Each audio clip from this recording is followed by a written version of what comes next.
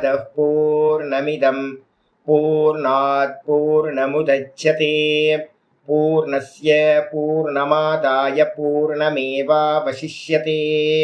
ओम शांति शांति शांतिः। ओम गुरुर्ब्रह्मा गुरुर्विष्णुर्गुरुर्देवो महेश्वरः गुरु साक्षात् परं ब्रह्म तस्मै श्री गुरवे नमः। नारायणं पद्मभुवं वसिष्ठं शक्तिं च तत्पुत्र पराशरं च व्यासं सुखं गौडपदं महान्तं गोविन्द योगीन्द्रमथास्य शिष्यं श्रीशङ्कराचार्यमथास्य पद्मपादं च हस्तामलकं च शिष्यं तं तोटकं वार्तिककारमन्यानस्मद्गुरून् सन्ततमानतोऽस्मि। श्रुतिस्मृतिपुराणानाम् आलयं करुणालयं नमामि भगवत्पादं शङ्करं लोकशङ्करं शङ्करं शङ्कराचार्यं केशवं बादरायणं सूत्रभाष्यकृतौ वन्दे भगवन्तौ पुनः पुनः। ईश्वरो गुरुरात्मेति मूर्तिभेदविभागिने व्योमवद्व्याप्तदेहाय दक्षिणामूर्तये नमः। ॐ सदाशिवसमारम्भां शङ्कराचार्यमध्यमाम् अस्मदाचार्यपर्यन्तां वन्दे गुरुपरम्पराम्। ॐ यो ब्रह्माणं विदधाति पूर्वं यो वै वेदांश्च प्रहिणोति तस्मै तं हदेवमात्मबुद्धिप्रकाशं मुमुक्षुर्वै शरणमहं प्रपद्ये। ॐ शान्ति शान्ति शान्तिः। ॐ असतो मा सद्गमय तमसो मा ज्योतिर्गमय मृत्योर्मामृतं गमय। ॐ शान्ति शान्ति शान्तिः। ॐ यश्चन्दसां वृषभो विश्वरूपः छन्दोभ्योऽद्यमृतात् सम्बभूव समेन्द्रो मेधया स्पृणोतु अमृतस्य देवधारणो भूयासं शरीरं मे विचर्षणं जिह्वा मे मधुमत्तमा कर्णाभ्यां भूरि विश्रुवं ब्रह्मणः कोशोऽसि मेधया पिहितः श्रुतं मे गोपाय। ॐ शान्ति शान्ति शान्तिः। नारायण नारायण नारायण नारायण। ॐ यस्य निःश्वसितं वेदाः यो वेदेभ्योऽखिलं जगत् निर्ममेतमहं वन्दे विद्यातीर्थमहेश्वरम्। எல்லாருக்கும் நமஸ்காரம்.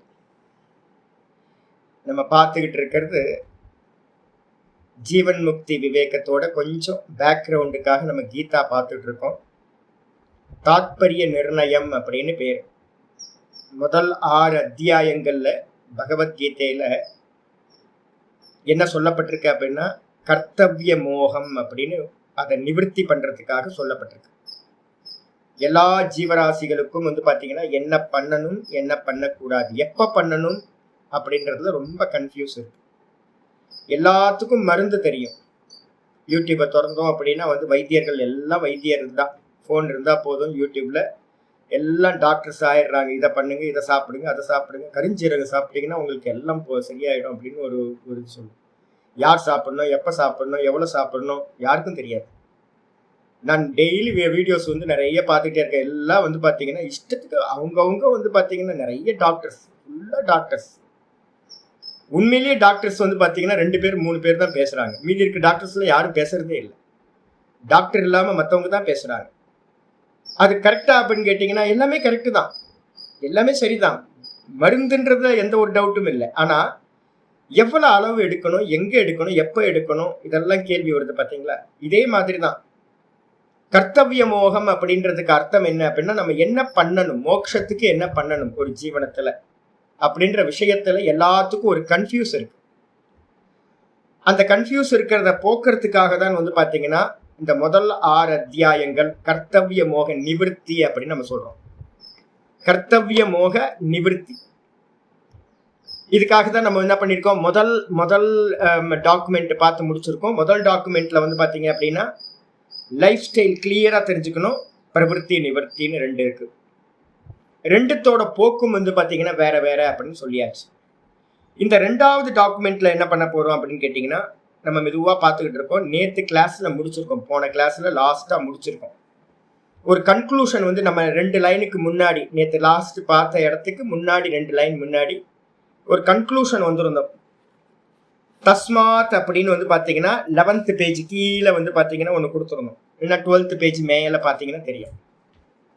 தஸ்மாத் கீதா சாஸ்திரே கன்க்ளூஷன். மற்றதெல்லாம் புரியுதோ புரியலையோ விட்டுருங்கன்னு நான் சொல்லியிருக்கேன் நேற்று. கொஞ்சம் டெக்னிக்கலா புரிஞ்சா புரிஞ்சுங்க, இல்லைன்னா விட்டுருங்க. ஆகையினால் கீதா சாஸ்திரத்துல வந்து பாத்தீங்க அப்படின்னா ஈஷன் மாத்திரேன அபி, ஈஷன் அப்படின்னா ஈஷத்து அப்படின்னா கொஞ்சோண்டு அர்த்தம், துளி கூட, ஒரு துளி கூட வந்து பாத்தீங்க அப்படின்னா ஸ்ரௌத்தேன ஸ்மார்த்தேன வா கர்மனா, ஸ்ரௌத்த கர்மம் அப்படின்னு சொல்லக்கூடிய வைதிக யாகாதி கர்மங்களோடோ ஸ்மார்த்த கர்மங்கள்னு சொல்லக்கூடிய நம்ம டே டு லைஃப்ல பண்ணக்கூடிய நிறைய நம்ம டே டு லைஃப்ல பண்ணிட்டு இருக்கோம்ல, எதெல்லாம் பண்ணிட்டு இருக்கோமோ அதெல்லாம் ஸ்மார்த்த கர்மங்கள்னு பேரு. நம்ம பண்றது ஆல்மோஸ்ட் சஷ்டி விரதம், இன்னைக்கு வந்து பாத்தீங்கன்னா செவ்வாய்க்கிழமை, இது மாதிரி ஒவ்வொன்றும் இருக்கு. நிறைய ஏகாதசி விரதத்துல இருந்து ஆரம்பிச்சு நம்ம நிறைய காரியங்கள் வந்து பாத்தீங்கன்னா கோலம் போடுறதுல இருந்து ஆரம்பிச்சுங்களேன், விளக்கேத்துறதுல இருந்து கோலம் போடுறதுல இருந்து நம்ம எதெல்லாம் பண்ணிட்டு இருக்கோமோ இது எல்லாம் எங்க சொல்லப்பட்டிருக்கு அப்படின்னு கேட்டீங்கன்னா ஸ்மிருதி கிரந்தங்கள்ல சொல்லப்பட்டது ஸ்மார்த்த கர்மங்கள் அப்படின்னு பேர். ஸ்ரௌத்த கர்மங்கள் எல்லாமே வந்து பாத்தீங்கன்னா வைதிக கர்மங்கள், யாகாதி கர்மங்கள், ஃபயர் ரிச்சுவல்ஸ் எல்லாம் இருக்கிறது. இந்த 2த்தோடையும் வந்து பாத்தீங்கன்னா ஆத்ம ஞானசிய சமுச்சயோ, ஆத்ம ஞானத்தோட 2த்தையும் ஒன்னு சேர்க்கிறது அப்படின்றது வந்து பாத்தீங்கன்னா ந கேனச்சித்து தர்ஷயிதும் சக்கியா, இது மாதிரி சொல்லிருக்கு அப்படின்னு ஆத்ம ஞானத்தோடு வைதிக கர்மத்தை சேர்த்து பண்ண சொல்லியிருக்கு அப்படின்னும், இல்ல ஆத்ம ஞானத்தோட வந்து பாத்தீங்க அப்படின்னா ஸ்மார்த்த கர்மங்களை சேர்த்து பண்ண சொல்லியிருக்கோ அப்படின்னும் ஒரு மனுஷனாலையும் பிரமாணம் சொல்ல முடியாது. அது மாதிரி பிரமாணம் நம்ம சனாதன தர்மத்துல எந்த இடத்துலையும் இல்லை. மனசுல நல்லா புரிஞ்சுங்க. ஏன் அப்படின்னு கேட்டீங்கன்னா கர்மங்கள் அப்படின்னு நம்ம சொன்னாவே என்ன அர்த்தம் கேட்டீங்கன்னா ஆசை பூர்வமா பண்ணக்கூடிய கர்மங்கள் தான் கர்மங்கள்ன்ற பேர்லயே வருது. நீங்க கொஞ்சமாவது ஆசை வச்சிங்க அப்படின்னா அது கர்மம். அதே நேரத்துல வந்து பாத்தீங்கன்னா ஆசை இல்லாம பண்ணுனா அது கர்மாமா சுவாமி அப்படின்னு கேட்டீங்கன்னா ஆசை இல்லாம பண்ணா அதுக்கு என்ன பேர் அப்படின்னா ஆபாச கர்மம் அப்படின்னு பேர். கர்ம மாதிரி ஆனா கர்மம் இல்லை. அப்ப எங்கெங்கெல்லாம் வந்து பாத்தீங்கன்னா சங்கரர் வந்து பாத்தீங்கன்னா கர்மம் கூடாதுன்னு சொல்றாரோ அந்த இடத்துல எல்லாம் என்ன பண்ணணும் அப்படின்னா ஆசையோடு பண்ணக்கூடிய கர்மங்கள் வேதாந்த ஞானத்துக்கு வந்து பாத்தீங்கன்னா ரொம்ப ஆப்போசிட். அதனால வந்து பாத்தீங்கன்னா அது சம்பவிக்காது அப்படின்னு நல்லா புரிஞ்சுக்கணும். ஆச்சாரியர் வந்து கன்க்ளூஷன் சொல்லி முடிச்சிட்டார். இதுக்கப்புறம் வந்து பாத்தீங்கன்னா இன்னைக்கு பாட்டம் ஆரம்பிக்குது. நேத்து 2 லைன் சொல்லியிருக்கேன், நான் திரும்பவும் அதை சொல்லிட்டு நான் ஆரம்பிக்கிறேன். நேத்து நம்ம இவங்க வந்து பாத்தீங்கன்னா கொஞ்சம் கேட்டிருந்தாங்க, இந்த சுவாமி அது கொஞ்சம் தப்பா சொன்ன மாதிரி புரியலையே சரியான்னு ஜெயாமா கேட்டிருந்தாங்க. அதுக்காக திரும்ப ஆரம்பிக்கிறேன். யஸ்ய தூ அப்படின்னு அடுத்ததுல இருந்து ஆரம்பிக்க பாருங்க. யஸ்ய தூ அஜ்ஞானாத், யஸ்ய தூ அப்படின்னா யாரோ ஒருத்தர், இப்ப நம்மள மாதிரி ஆள்னு வச்சுங்களேன், நம்மள மாதிரி இருக்கிற யாரோ ஒருத்தர் வந்து பாத்தீங்க அப்படின்னா அஜ்ஞானத்தினாலேயோ அல்லது வான்னு போட்டிருக்கு. அஜ்ஞானம்னு என்ன அர்த்தம்? எனக்கு இதை பத்தி தெரியவே தெரியாது சாமி, எனக்கு ஆத்ம ஞானம் மண்ணாங்கட்டி புண்ணாக்கு ஒன்றும் தெரியாது சாமி, எனக்கு எந்த சன்னியாசிகளோடையோ இல்லை சாதுக்களோடையோ எந்த சம்பந்தமும் இல்லை, நான் எங்கேயும் சத் சங்கத்துக்கெல்லாம் போறது இல்லை, எனக்கு ஒன்றும் தெரியாது, நான் வந்து அஜ்ஞானி, நான் கர்த்தா போக்தா அப்படின்னு இருக்கேன், எனக்கு நிறைய ஆசைகள் இருக்கு. அல்லது என்ன அப்படின்னா ராகாதி தோஷத்தோ, ராகாதினா ஊர்ல எங்க போனாலும் ஜோசிக்காரர்கள் என்ன பண்றாங்க, பரிகார பூஜை, இங்க இதை பண்ணா பரிகாரம், இதை பண்ணா இந்த பரிகாரம், இதை பண்ணா இது கிடைக்கும், அதை பண்ணா இது கிடைக்கும் அப்படின்னு ஒவ்வொரு இடத்துலையும் காமங்களை தூண்டிக்கிட்டே இருக்காங்க. அப்ப வந்து பாத்தீங்கன்னா நான் அதெல்லாம் கேட்கிறேன். கேட்டுட்டு வந்து பாத்தீங்கன்னா ஆஹா இதை பண்ணா நல்லா இருக்குமே அப்படின்னு வந்து பாத்தீங்க அப்படின்னா ஒரு அன்னதானமோ இல்லை வந்து பாத்தீங்கன்னா ஒரு சதருத்திரியமோ ஏதோ ஒன்றோ இல்லை வந்து பார்த்தீங்கன்னா ஒரு சண்டி ஹோமமோ, இல்லை வந்து பார்த்தீங்கன்னா ஏதோ ஒரு காரியத்தில் வந்து பார்த்தீங்கன்னா நான் ஈடுபடுறேன், புண்ணிய கர்மா. அப்போ 2 அம்சத்தில் வந்து பார்த்தீங்கன்னா கர்மம் சம்பவிக்கும். ஒன்று அஜ்ஞானத்தினால கர்மம் பண்ணலாம், இல்லை அப்படின்னா ஆசையினால் ஏவப்பட்டு ஒரு கர்மத்தை பண்ணுறோம். அந்த கர்மத்தில் பிரவருத்தி பண்ணவங்க மெதுவாக வந்து பார்த்தீங்கன்னா ஏதோ ஒரு சம்பவம் என்ன நடக்குதுன்னா, போகிற போக்கில் வந்து பார்த்தீங்கன்னா இங்கே ஒரு சாமி இருக்காரு பார்க்கலாமே அப்படின்னு மெதுவாக பரமஹம்சானந்தா இருக்காருன்னு உள்ள நுழைஞ்சாச்சு. நான் எடுத்தோடனே சொல்கிறேன், என்னன்னு கேட்டேன், என்னஜி பண்ணிட்டு இருக்கேன்? இது மாதிரி வாரம் பண்ணிட்டு இருக்கேன் சாமி, மாதம் பண்ணிட்டு இருக்கீங்க. அப்படி ஆமாம் சாமி, இதெல்லாம் பண்ணுனா வந்து பார்த்தீங்கன்னா இந்த பலன் கிடைக்கும்னு சொல்லியிருக்கு, இந்த பலன் கிடைக்கும்னு சொல்லியிருக்கு அப்படின்னு. ஐயோ தப்பு பண்ணிட்டீங்களே, ஒன்றும் பிரச்சனை இல்லை, இனிமே என்ன பண்ணுங்க அப்படின்னு கேட்டிங்கன்னா, இது மாதிரி பண்ணினீங்கன்னா மாட்டிப்பீங்க, இது ட்ராப். இது நீங்கள் என்ன பண்ணுங்க, இப்போ பண்ணிக்கிட்டு இருக்க கர்மத்தையே அப்படியே கண்டினியூ பண்ணுங்க. ஆனால் என்ன பண்ணுங்க அப்படின்னா சங்கல்பத்தை வந்து பார்த்தீங்கன்னா எடுத்துருங்க.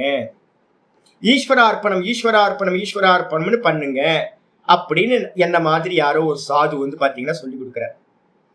அவங்க என்ன பண்றாங்க, ஓஹோ இப்படிதான் பண்ண போல இருக்கு, நம்ம மாட்டிப்போம் போல இருக்கு, சங்கல்பம் பண்ணா ஜென்மம் கிடைச்சிரும் அப்படின்னு அவங்க என்ன பண்றாங்க, யஜ்ஞேன தானேன தபசாவா. அவங்க அந்த கர்மத்துல ஈடுபட்டவங்க யஜ்ஞம் தானம் தபஸ் இந்த 3 கர்மங்கள்ல ஆசையோடு ஈடுபட்டாங்க. அவங்களே வந்து பாத்தீங்கன்னா ஒரு சத்சங்கத்து மூலமா என்ன பண்றாங்க, ஆசை இல்லாம சங்கல்பம் இல்லாம பண்ண ஆரம்பிச்சிட்டாங்க ஈஸ்வரார்ப்பணம் அப்படின்னு. எங்க சொல்லியிருக்கு சுவாமி அப்படின்னு கேட்டீங்கன்னா 18வது அத்தியாயத்துல, பகவத்கீதையில 18வது அத்தியாயத்துல 5வது ஸ்லோகம் சொல்லுது, யஜ்ஞம் தானம் தபஸ் கர்ம ந தியாஜ்யம் காரியமேவ தத்து. அஜ்ஞானியா இருக்கிறவன் என்ன பண்ணணும், இன்னும் ஆத்மாவன்னு அனுபூதி பண்ணல. அப்ப யாரெல்லாம் வந்து பாத்தீங்கன்னா அஜ்ஞானியா இருக்குமோ அவங்களுக்கு வந்து பாத்தீங்கன்னா யஜ்ஞமும் தானமும் தபஸும் வந்து பாத்தீங்கன்னா அவசியம் வந்து பாத்தீங்க அப்படின்னா செய்ய வேண்டும். ந தியாஜ்யம், தியாகம் பண்ணவே கூடாது. ஏன் சுவாமி அப்படின்னு கேட்டீங்கன்னா, யஜ்ஞோதான தபஸ் கர்ம பாவனானி மனிஷினாம், யஜ்ஞோதானம் தபஸ்சைவ பாவனானி மனிஷினாம். இந்த யஜ்ஞம் தானம் தபஸ்ன்ற கர்மாக்கள் வந்து பாத்தீங்க அப்படின்னா 3ம் மனிதர்களை வந்து பாத்தீங்க அப்படின்னா பவித்திரம் செய்யக்கூடியது. அப்ப அஜ்ஞானம் வந்து பாத்தீங்கன்னா ஒரு தோஷம். அந்த அஜ்ஞானம் வந்து பாத்தீங்கன்னா தோஷம் நீங்கணும் அப்படின்னா, சித்த சுத்தி உண்டாகணும் அப்படின்னா முதல்ல வந்து பாத்தீங்கன்னா யஜ்ஞதான தபஸ பண்ணணும். எப்படி பண்ணணும் அப்படின்னு கேட்கும் போது 18லயே 6வது ஸ்லோகம் சொல்லுது, ஏதான்யபி கர்மாணி சங்கம் தியக்துபா பலானிச்ச கர்த்தவ்யானீதி மே பார்த்த நிச்சிதம் மதமுத்தமம். என்னன்னு சொல்லிருக்கேன்னா, ஏதான்யபி கர்மாணி, இந்த கர்மங்களையும் கூட நான் என்ன பண்ணணும் அப்படின்னு கேட்டா கர்த்தவ்யம் அப்படின்னு. கர்த்தவ்யம் இது எனக்கு செய்யத்தக்க டியூட்டி, பகவான் எனக்கு கொடுத்திருக்கார், நான் அதனால பண்றேன். கூட வந்து பாத்தீங்கன்னா எந்த அகங்காரமும் இல்லை, எந்த ஒரு பற்றுதலும் இல்லை. பகவான் கொடுக்கிறார், பகவான் பண்றேன், நான் யாருக்கோ பண்றேன், பகவானுக்கு கொடுத்திருக்கார், அதை பண்றேன், எனக்கும் இதுக்கும் சம்பந்தமே இல்லை, எல்லா காரியத்திலையும் பகவான் பண்றார், நான் பண்ணல அப்படின்னு பற்றுதலை விட்டுட்டு, எனக்கு எந்த ஆசையும் வேணாம், பகவானா பார்த்து என்ன கொடுக்குறாரோ அது போதும், எனக்கு எந்த கர்மா பண்ணும் போதும் எனக்கு வந்து பாத்தீங்கன்னா பலன் மேல ஆசை இல்லை அப்படின்ற எண்ணத்தோடு வந்து பாத்தீங்க அப்படின்னா எவன் பண்ணுகின்றானோ, இதுதான் என்னுடைய அபிப்பிராயம் அப்படின்னு கிருஷ்ணர் வந்து சொல்றார். அப்போ யாரோ ஒருத்தர் வந்து பாத்தீங்கன்னா யஜ்ஞம் தானம் தபஸ் இந்த உலகத்துல எல்லாம் போயிட்டே இருக்கு. ஆனா எல்லாத்துலயும் என்ன போயிட்டு இருக்கு, ஒரு பெரிய பேனர் வச்சிருவோம். நம்ம ஆட்கள் இப்ப வந்து பாத்தீங்கன்னா அதான் நடந்துட்டு இருக்கு. எல்லா இடத்துலயும் ஒரு பேனர் வச்சிருவோம். நல்ல காரியம் போயிட்டு இருக்கோம், பேனர் வச்சிருவோம். இல்ல அப்படின்னா வந்து பாத்தீங்கன்னா ஒரு முளை நீளத்துக்கு வந்து சங்கல்பம் பண்றது, 10 ரூபாய் கொடுத்துட்டு வந்து பாத்தீங்கன்னா 10,000 ரூபாய்க்கு வந்து பாத்தீங்கன்னா சங்கல்பம் பண்றது. இது மாதிரிதான் நம்ம எல்லா இடத்துலயும் பண்ணிட்டு இருக்கோம். இதை ஒரு நல்ல ஆள் ஒருத்தர் சொல்றார், இது மாதிரி பண்ணக்கூடாதுப்பா, இதெல்லாம் ஈஸ்வரார்ப்பணமா பண்ணணும், அது சுத்தி கர்மம் பண்றது அப்படின்னு சொல்லி கொடுத்தோன்னே அதே பர்சன் என்ன பண்றார், சங்கல்பம் இல்லாம பற்றுதல் இல்லாம பண்ண கத்துக்கிறார். அப்படி பண்ணும்போது என்ன ஆகும், யஜ்ஞேன தானேன தபசாவா விசுத்த சத்துவசிய. எவனுக்கு அந்த கரணம் அது மூலமா சுத்தி ஆகுதோ அப்படி சுத்தியானவனுக்கு ஞானம் உற்பன்னம், ஞானமானது வந்து பாத்தீங்கன்னா உற்பத்தி ஆகுது. எப்படி சுவாமி ஞானம் உற்பத்தி ஆகும் அப்படின்னும் போது வேற எதுவுமே இல்லை. இந்த நடுவுல இருந்தது என்ன அப்படின்னு கேட்டீங்கன்னா, பகவான் நம்ம நிறைய வேதாந்தம் கேட்டாலும் கூட உள்ளுக்குள்ளார வந்து பாத்தீங்கன்னா பற்றுதலும் ஆசையும் வந்து பாத்தீங்கன்னா பேரிகேட்டர் மாதிரி நடுவுல தடையா இருக்கும், செவ்வறு மாதிரி இருக்கும் எல்லாம். என்ன சொன்னாலும் உள்ள இருக்கிற ஆத்மாவை நம்மளால உணர முடியாது. இந்த பேரிகேட்டர் மாதிரி இருக்கிற அந்த மலங்களை நீக்கினதுக்கு பிறகு எந்த தடைகளும் இல்லாம ஆத்ம ஞானம் ஒருத்தருக்கு உண்டாகுது. அப்ப ஞானம் உண்டாயிடுச்சு. பரமார்த்த தத்துவ விஷயம். என்ன மாதிரி ஞானம்? பரமார்த்த தத்துவ விஷயம், வாஸ்தவத்தில் இருக்கக்கூடிய விஷயம். அது என்னது அப்படின்னு கேட்டீங்கன்னா, ஏகம் ஏவ இதம் சர்வம் பிரம்ம. இந்த உலகத்துல இருக்கிறது எல்லாம், நான் பார்க்கிறது எல்லாம் சர்வம் பிரம்மமயம். இந்த உலகத்துல இருக்கிறது எல்லாமே பிரம்மம் தான். பிரம்மத்துக்கு அந்நியமா பாத்தீங்கன்னா வேற ஒண்ணும் இல்லை, ஒரே ஒரு பிரம்மம் தான். இது எல்லாமா இருக்கு. அந்த பிரம்மமா தான் நான் இருக்கேன், அகர்த்தாவா இருக்கேன், நான் எந்த காரியங்களையும் செய்யவில்லை அப்படின்ற ஞானம் பாத்தீங்கன்னா ஒருத்தருக்கு உண்டாகின்றது. அப்ப என்ன பண்ணணும் அப்படின்னு கேட்டீங்கன்னா, ஆசையோடு பண்ணினா கர்மனா பத்தியதே ஜந்து. ஆசையோடு பண்ணினீங்கன்னா அது பாத்தீங்கன்னா பந்தப்படுத்தும், மோட்சத்துக்கு எதிரானது, ஞானத்துக்கு எதிரானது. அதே ஆசை இல்லாம பண்ணினீங்க அப்படின்னா அதுதான் பாத்தீங்கன்னா என்ன பண்ணுது, டியூட்டியா பண்ணோம்னா சுத்திகரணத்தை பண்ணி ஞான உற்பத்திக்கு பாத்தீங்கன்னா சாதனமா ஆகி விடுகிறது. அப்ப கர்மம் தான். ஆனா பாத்தீங்கன்னா என்ன சேர்த்துக்கணும்னு இருக்கு. நார்த் இந்தியாவில் பார்த்தீங்க அப்படின்னா என்ன பண்ணுவாங்க, நான் இப்போ அடிக்கடி நேற்று கூட பார்த்தீங்கன்னா தயிர் பச்சடி சாப்பிட்டேன். நல்லா வாழைத்தண்டு தயிர் பச்சடி பண்ணி நைட்டு சாப்பிட்டேன். காலையெல்லாம் தொண்டையெல்லாம் பார்த்தீங்கன்னா இதாகி போச்சு, ஒரே ஜலதோஷம். இதே நார்த் இந்தியாவில் என்ன பண்ணுவாங்க அப்படின்னு கேட்டிங்கன்னா, ரொம்ப ஈஸியாக வைஷ்ணவ ஆசிரமத்துலலாம் சாப்பிடுவாங்க. நல்லா ராத்திரியில் கூட பார்த்தீங்கன்னா பஞ்சாப்லலாம் பார்த்தீங்கன்னா லோட்டாவாக தயிர் எடுத்து சாப்பிடுவாங்க. ஒன்றுமே ஆகாது. என்னப்பா அப்படின்னா சர்க்கரையை கலந்துருவான், வேற எதுவும் இல்லை. சர்க்கரையை போட்டுட்டீங்க அப்படின்னா அந்த தயிர் பார்த்தீங்கன்னா உங்களுக்கு என்ன பண்ணாது அப்படின்னு கேட்டீங்கன்னா ஜலதோஷத்தை உண்டு பண்ணாது. என்ன சிம்பிள். ஆச்சாரியர் பார்த்தீங்கன்னா பாஷ்யத்திலையும் சொல்றாரு, தயிர் கூட பார்த்தீங்கன்னா கொஞ்சோண்டு மதுரத்தை கலந்தீங்க அப்படின்னா அது கபம் பண்றதை பார்த்தீங்கன்னா விட்டுரும். சிம்பிள். அதே மாதிரி கர்மம் தோஷத்தை உண்டு செய்யும். கர்மத்தை பலன் மேல ஆசையோடு பார்த்தீங்கன்னா பற்றுதலோடு பண்ணுனா அது பார்த்தீங்கன்னா உங்களுக்கு பந்தத்தை உண்டு பண்ணும், ஜென்மத்தை கொடுக்கும். அதே கர்மத்தோட என்ன பண்றோம், கொஞ்சோண்டு ஸ்வீட் சேர்க்கிற மாதிரி நிஷ்காமியத்தை அப்ளை பண்ணினீங்கன்னா, ஈஸ்வரார்ப்பண புத்தியை மிக்ஸ் பண்ணிட்டீங்க அப்படின்னா அதே கர்மம் தான் நடக்கும். வெளியில பாக்குறவனுக்கு டிஃபரன்ஸ் தெரியாது. ஆனா அது உங்களை என்ன பண்ணும், லிபரேஷனுக்கு ஹெல்ப் பண்ணும், ஞானம் உற்பத்தி ஆகும் அப்படின்னு நேத்து பாடத்துல சொல்லியாச்சு. ஜெயாமா இது ஓகேவா? இப்போ கிளியரா இருக்கா? ஆனா என்ன பண்ணணும், அந்த கொட்டேஷன் போட்டீங்கன்னா உங்களுக்கு கரெக்டா வந்துடும். உங்களுக்கு 2 கொட்டேஷன் 18ல 5 6 ஸ்லோகத்தை இது பண்ணீங்கன்னா சரியா வந்துடும். இதுக்கப்புறம் இன்னைக்கு பாட்டம் இங்க இருந்து ஆரம்பிக்குது. தஸ்ய கர்மணி கர்ம பிரயோஜனேச்ச நிவர்த்தே. இப்போ ஒருத்தர் அந்த பர்சன் என்ன பண்றார், ஒரு வருஷம் கழிச்சு வர இதை பிரத்யட்சமா நான் பார்த்துட்டு இருக்கேன். பிரத்யட்சமா பார்த்தீங்கன்னா நான் சொல்றதெல்லாம் நேரடியா நடந்துகிட்டு இருக்கேன். முன்னாடி ஒருத்தர் கர்மத்தோட ஆசையோட பண்ணிட்டு இருந்தார். அதுக்கப்புறம் பார்த்தீங்க அப்படின்னா நான் இது மாதிரி சொல்லி கொடுத்தேன், இதெல்லாம் பண்ணக்கூடாது, உங்களுக்கு ஜென்மத்தை கொடுத்துரும், இனிமேல் இது மாதிரி பண்ணாதீங்க, சங்கல்பம் பண்ணாதீங்கன்னு. ஒரு வருஷம் கழிச்சு பார்த்தீங்கன்னா வேற எப்படி போயிட்டு இருக்கு, நல்லா ஆனந்தமா போயிட்டு இருக்குச்சு, நல்லா போயிட்டு இருக்குச்சு, நல்லா பண்ணிட்டு இருக்கச்சு. முன்னாடிலாம் பார்த்தீங்கன்னா கம்மியா பண்ணிட்டு இருந்தேன், இப்போ பார்த்தீங்கன்னா நிறைய பண்ணிட்டு இருக்கச்சு அப்படின்ற ஒரு வள்ளலாரோட ஒரு அன்னக்ஷேத்திரம் பார்த்தீங்கன்னா சென்னையில் பார்த்தீங்கன்னா இருக்கு. பெசன் நகர் பக்கத்தில் இருக்கிற ஒருத்தர் என்ன பண்றாரு அப்படின்னா நிறைய காய்கறி வியாபாரம் பண்ணிட்டு இருக்க ஒருத்தர். அவர் பார்த்தீங்கன்னா நான் எப்போவாது பார்ப்பார். இப்போ பார்த்து ரொம்ப நாள் ஆச்சு. அவர் பார்க்க ஆரம்பிக்கும் போது அவர் சொன்னார் என்னன்னா, ஒய்ஃப் ஹஸ்பண்ட் 2 பேரும் வள்ளலாரோட இதில் ரொம்ப ஈடுபாடு. காய்கறி வியாபாரம் அவங்க என்ன பண்ணிட்டு இருந்தாங்க அப்படின்னு கேட்டிங்கன்னா, ஒரு அன்னதான சத்திரம் இருந்துச்சு அங்கே. ஒருத்தர் பண்ணிக்கிட்டு இருந்தார் ஒரு சாமி. அவருக்கு என்ன பண்ணாங்க, டெய்லி ஒரு 5 கிலோ வெஜிடபிள்ஸ் பார்த்தீங்கன்னா கொடுத்துட்டு இருந்தாங்க. 5 கிலோ வெஜிடபிள் அது இவங்களுக்கு ரொம்ப பெருசு. ஒரு நாளைக்கு 5 கிலோ வெஜிடபிள் கொடுக்குறதுன்றது இவங்களுக்கு பெருசு, காய்கறி வியாபாரம். இவங்க மெதுவா என்ன பண்ணாங்க, கிரிவலம் வரும்போது என்ன பார்ப்பாங்க, கிரி பிரதட்சணை வரும்போதெல்லாம். அப்போ பார்க்க நான் என்ன சொன்னேன் அப்படின்னு கேட்டிங்கன்னா, இனிமே பார்த்தீங்கன்னா ஈஸ்வரார்ப்பணம் பண்ணுங்க அப்படின்னு. சரி சுவாமி அப்படியே பண்ணுறேன் அப்படின்ட்டு கல்யாணம் ஆயிடுச்சு பொண்ணு பையனுக்கு. இவங்க 2 பேர் தான், ஹஸ்பண்ட் ஒய்ஃப் 2 பேர் தான்.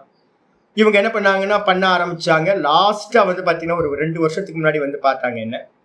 அப்போ பார்க்கும்போது சொன்னாங்க, சாமி உங்களோட அனுகிரகம் சாமி, இப்போ பார்த்தீங்க அப்படின்னா நாங்கள் ஒரு நாளைக்கு பார்த்தீங்கன்னா 100 கிலோ கொடுக்குறோம் சாமி.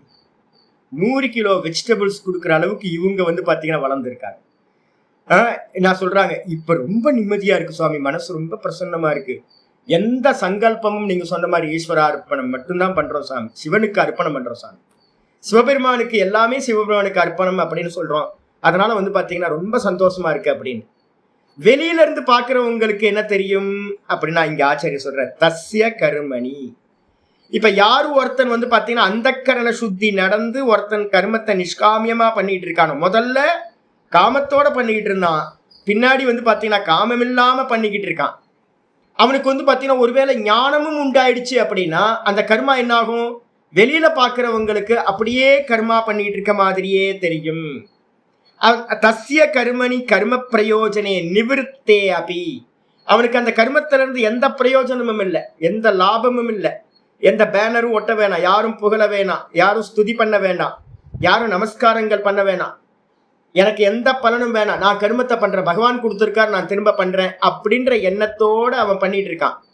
அந்த இடத்துல வந்து பாத்தீங்கன்னா காமம் நிவிருத்தி பிரயோஜனம், கர்மத்தோட பிரயோஜனம் நிவிருத்தியானாலும் கூட, கர்மத்தோட பிரயோஜனம் என்னது, இப்ப நான் சொல்ற ஒரு பர்சன் ஹஸ்பண்ட் ஒய்ஃப் வந்து பாத்தீங்கன்னா இன்னும் ஞானத்தை அடையல, அது ஜென்மாந்தரத்துல வந்து பாத்தீங்கன்னா நல்ல குருநாதர் கிடைப்பார், அதுக்கான புத்தி வரும், எல்லாம் நடக்கும். இப்போதைக்கு அவங்க என்ன பண்ணிட்டு இருக்காங்க, நிம்மதியா வந்து பாத்தீங்கன்னா தன்ட்ட ஏர்னிங்ஸை வந்து பாத்தீங்கன்னா இதை பண்ணிட்டு இருக்காங்க. இதே ஒருத்தர் வந்து பாத்தீங்கன்னா இன்னும் கொஞ்சம் நல்லா தீவிரமா பண்ண ஆரம்பிக்கிறார்னு வச்சுங்க, அவர் என்ன ஆகும், மேல சொன்ன மாதிரி அந்த கரணம் சுத்தியாகுது, ஒரு குருவோட பிராப்தி வந்து பாத்தீங்கன்னா கிடைக்குது, அந்த குரு மூலமா வந்து பாத்தீங்கன்னா நான் ஆத்மான்னு தெரிஞ்சுக்கிறாங்க, எந்த ஒரு தடையும் இல்லை, அந்த கரண சுத்தியினால கிளியரா வந்து பாத்தீங்க அப்படின்னா நான் தான் அப்படின்னு சிரவண மனன நிதித்தியாசனத்துல ஒருத்தர் அனுபூதியும் பண்ற. அனுபூதி பண்ணதுக்கு பிறகு கூட வந்து பாத்தீங்க அப்படின்னா அவர் கர்மத்துல வந்து பாத்தீங்கன்னா அப்படியே நடந்துகிட்டு இருக்கு அந்த கர்மம். அவருக்கு ஏதாவது பிரயோஜனம் இருக்கான்னு கேட்டீங்கன்னா அவருக்கு எந்த பிரயோஜனமும் இல்லை. ஆனா எதுக்காக பண்றார் சுவாமி அப்படின்னா லோக சங்கிரகார்த்தம். அதுக்கு என்ன பேர் வைக்கணும் அப்படின்னா உலகத்துக்கு வந்து பாத்தீங்கன்னா நன்மை நடந்துகிட்டு இருக்கு, அதனால நான் இந்த கர்மத்தை தொடர்ந்து பண்ணிக்கிட்டு இருக்கேன் அப்படின்னு. எத்தனை பூர்வம் யதா பிரவருத்தக, எப்படி முன்னாடி வந்து பாத்தீங்கன்னா முயற்சியோட ஆசையோடு பண்ணிட்டு இருக்கும் போது முயற்சியோட பண்ணிட்டு இருந்தானோ அதே மாதிரி பிரயோஜனமெல்லாம் நிவர்த்தியான பிறகு கர்மத்தோட பிரயோஜனம் என்னது, நிஷ்காமிய கர்மத்தோட பிரயோஜனம் அந்த கரண சுத்தி ஞான உற்பத்தி. இந்த ரெண்டும் நடந்ததுக்கு பிறகு கூட வந்து பாத்தீங்க அப்படின்னா இவன் என்ன பண்ணுவான், கர்மத்தை தொடர்ந்து முயற்சியோட பண்ணிக்கிட்டு இருக்கான்.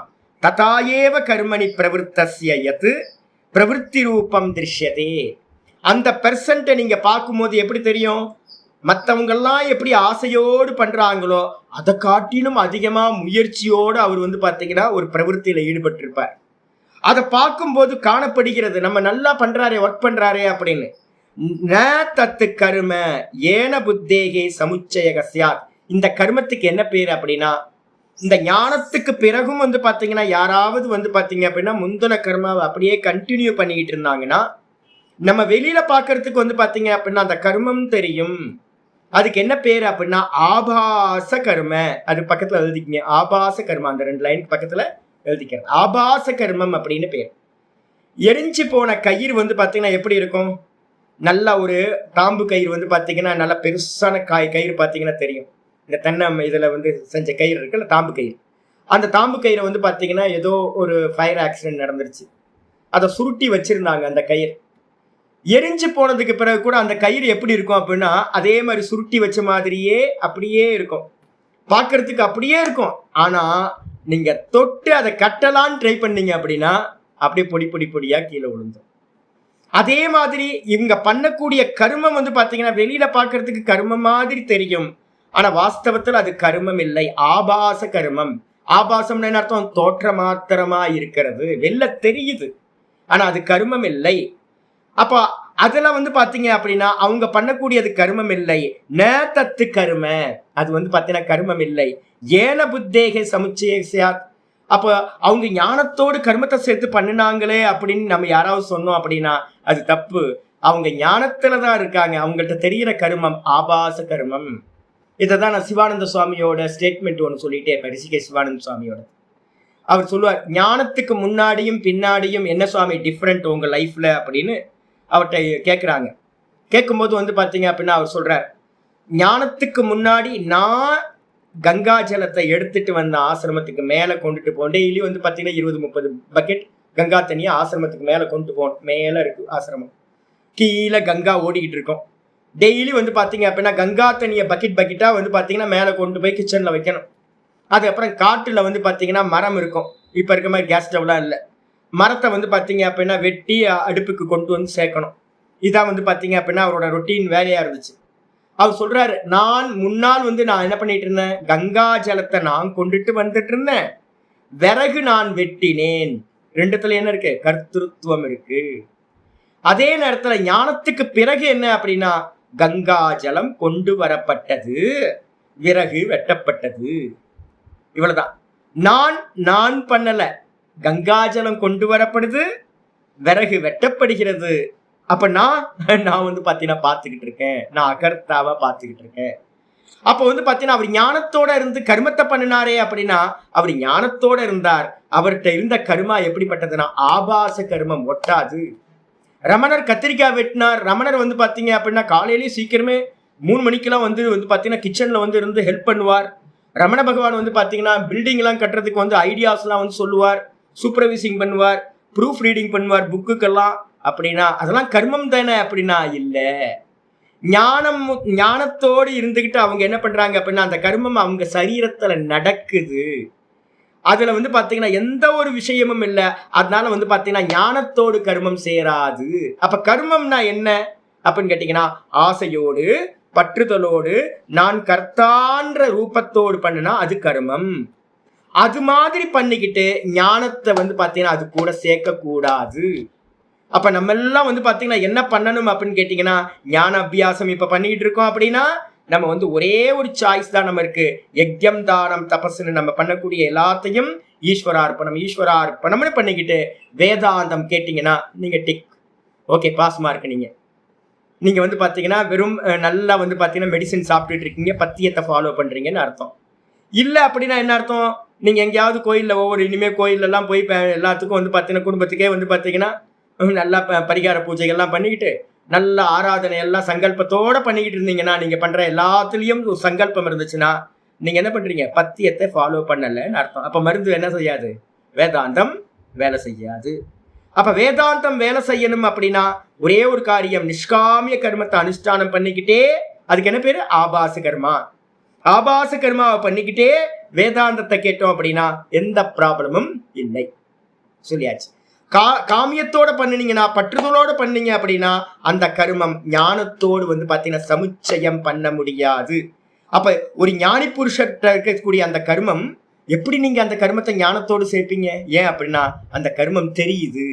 அப்ப ஞானி புருஷர்கிட்ட வந்து பாத்தீங்கன்னா இருக்கிற கர்மம் இல்லை அப்படின்னு புரிஞ்சுக்கணும். யதா எப்படின்னா, பகவதா வாசுதேவசிய, பகவான் வாசுதேவரே எடுத்துங்களேன், கிருஷ்ணரே எடுத்துங்களேன். கிருஷ்ணரோட்ட இருக்கக்கூடிய கர்மம் என்னது, வாசுதேவனுடைய கர்மம் க்ஷாத்திர கர்ம சேஷ்டிதம். அவர் தான் வந்து பாத்தீங்க அப்படின்னா பஞ்சாயத்துக்கு போனாரு, ஏகப்பட்ட அரக்கர்கள் எல்லாம் கொன்னாரு. அவர் பண்ண லீலைகள்லாம் பார்த்தோம் அப்படின்னா பாகவதம் ஃபுல்லா வந்து பாத்தீங்கன்னா 10வது தசமஸ்கந்தத்துல ஏகப்பட்ட லீலைகள். எவ்வளவு பேர் அவர் போய் எவ்வளவு நாள் ஆச்சு, இன்னும் வந்து அடிமையா கிடக்குறோம். அவர் கேட்க கேட்க கதையை கேட்க கேட்க என்னெல்லாம் பண்ணியிருக்காரு. அவரு சும்மா இருந்திருக்காரா? சும்மாவே இல்லை. அவர் வந்து பாத்தீங்கன்னா புஷ்பக விமானம் ஏறி போற வரைக்கும் வந்து பாத்தீங்கன்னா ஒரே லீலா தான், ஒரே கர்மா தான். அவர் பண்ணிட்டு இருந்த கர்மாக்கள் எல்லாமே க்ஷாத்திர கர்ம சேஷ்டிதம். அவர் பண்ணதெல்லாம் க்ஷத்திரிய வம்சத்துல பிறந்தவர். அதனால வந்து பாத்தீங்கன்னா அவர்கிட்ட க்ஷத்திரிய கர்மங்கள் எல்லாம் இருந்துச்சு. யுத்தம் பண்ணார், நிறைய யுத்தங்கள்ல கலந்துகிட்டார். அப்போ கலந்துகிட்டு வந்து பாத்தீங்கன்னா அது வந்து பாத்தீங்கன்னா ஞானேன சமுச்சீயதே. அவர் பண்ண எந்த கர்மத்தையும் ஞானத்தோடு சேர்க்க முடியாது. ஏன் சுவாமி அப்படின்னா, புருஷார்த்த சித்தையே, புருஷார்த்த சித்தினா அவருக்கு எந்த ஒரு, அவர் பண்ண கர்மத்தினால காமம், தர்மம், அர்த்தம், காமம், மோக்ஷம்னு 4 புருஷார்த்தம் சொல்றோம். தர்மார்த்த காம மோக்ஷம் அப்படின்னு. இந்த எதுவுமே வந்து பாத்தீங்கன்னா அவருக்கு என்னது தேவையே இல்லை. இந்த மொத்த லோகத்துக்கும் வந்து பாத்தீங்கன்னா சிருஷ்டிகர்த்தாவா இருக்கிற அந்த பரமாத்மாக்கு, எல்லாத்துக்கும் கர்ம பலனை கொடுக்கக்கூடிய அந்த பரமாத்மாக்கு வந்து பாத்தீங்கன்னா இந்த ஒரு கர்மம் பண்ணி தான் அவருக்கு ஏதாவது ஆக வேண்டியிருக்கா? அவருக்கு ஆக வேண்டியது ஒண்ணுமே இல்லை. அவருக்கு எந்த ஒரு புருஷார்த்தமும் சித்தி ஆகாம இருந்த, அதனால அந்த கர்மத்தினால ஆகலன்னா கூட அவர் என்ன பண்ணிட்டு இருந்தார், கர்மத்தை பண்ணிக்கிட்டே இருந்தார். அப்ப அவர்கிட்ட தெரிஞ்ச கர்மா எப்படிப்பட்டது, பரமஞானி அவர் தானே. அவரை காட்டிலும் வேற யாரு ஞானி இருக்கா? அப்போ கிருஷ்ண பரமாத்மாட்ட காணப்பட்ட அந்த கர்மத்துக்கு பேர் என்னது, ஆபாச கர்மம். அந்த ஆபாச கர்மத்தினால வந்து பாத்தீங்கன்னா புருஷார்த்த சித்தையை ததுவது. அது போலவே அப்ப கிருஷ்ண பரமாத்மாட்ட என்ன கர்மம் இருந்துச்சு? ஆபாச கர்மம் இருந்துச்சு. ஆசை இல்லாம, பற்றுதல் இல்லாம. ரொம்ப கிளியரா 4வது சாப்டர் 5வது சாப்டர்ல நிறைய ஸ்லோகங்கள் சொல்றார். நாதத்தே கஸ்யசித் பாபம் நச்சைவ சுகிருதம் விபுகு அஜ்ஞானேன ஆவர்த்தம் ஞானம் தேன முக்கியந்தி சந்தவா. எல்லா அஜ்ஞானிகளும் என்ன பண்றாங்க? மோகத்துல இருக்கும். நம்ம எல்லாம் பரமாத்மா நீங்க என்ன அபிஷேகம் பண்ணாலும் எடுத்துக்கிறது இல்லை. எந்த புண்ணியம் பண்ணாலும் அவருக்கு ஸ்வீகாரம் பண்ணிக்கிறதே இல்லை. எந்த பாப்பம் பண்ணாலும் அதை அவர் என்ன பண்ண, இதெல்லாம் வேணாம்ப்பா அப்படின்னு விளக்குறதும் இல்லை.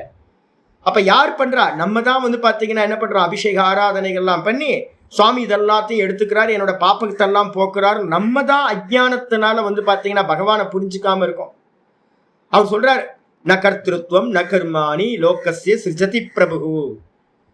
பகவான் எப்படிப்பட்டவரா இருக்கார் அப்படின்னா, அவர் கர்த்திருவத்தை படைக்கவில்லை, கர்மங்களை அவர் சிருஷ்டி பண்ணவில்லை, அவர் பாத்தீங்கன்னா கர்ம பலன்களை சேர்த்து வைக்கிறதும் இல்லை.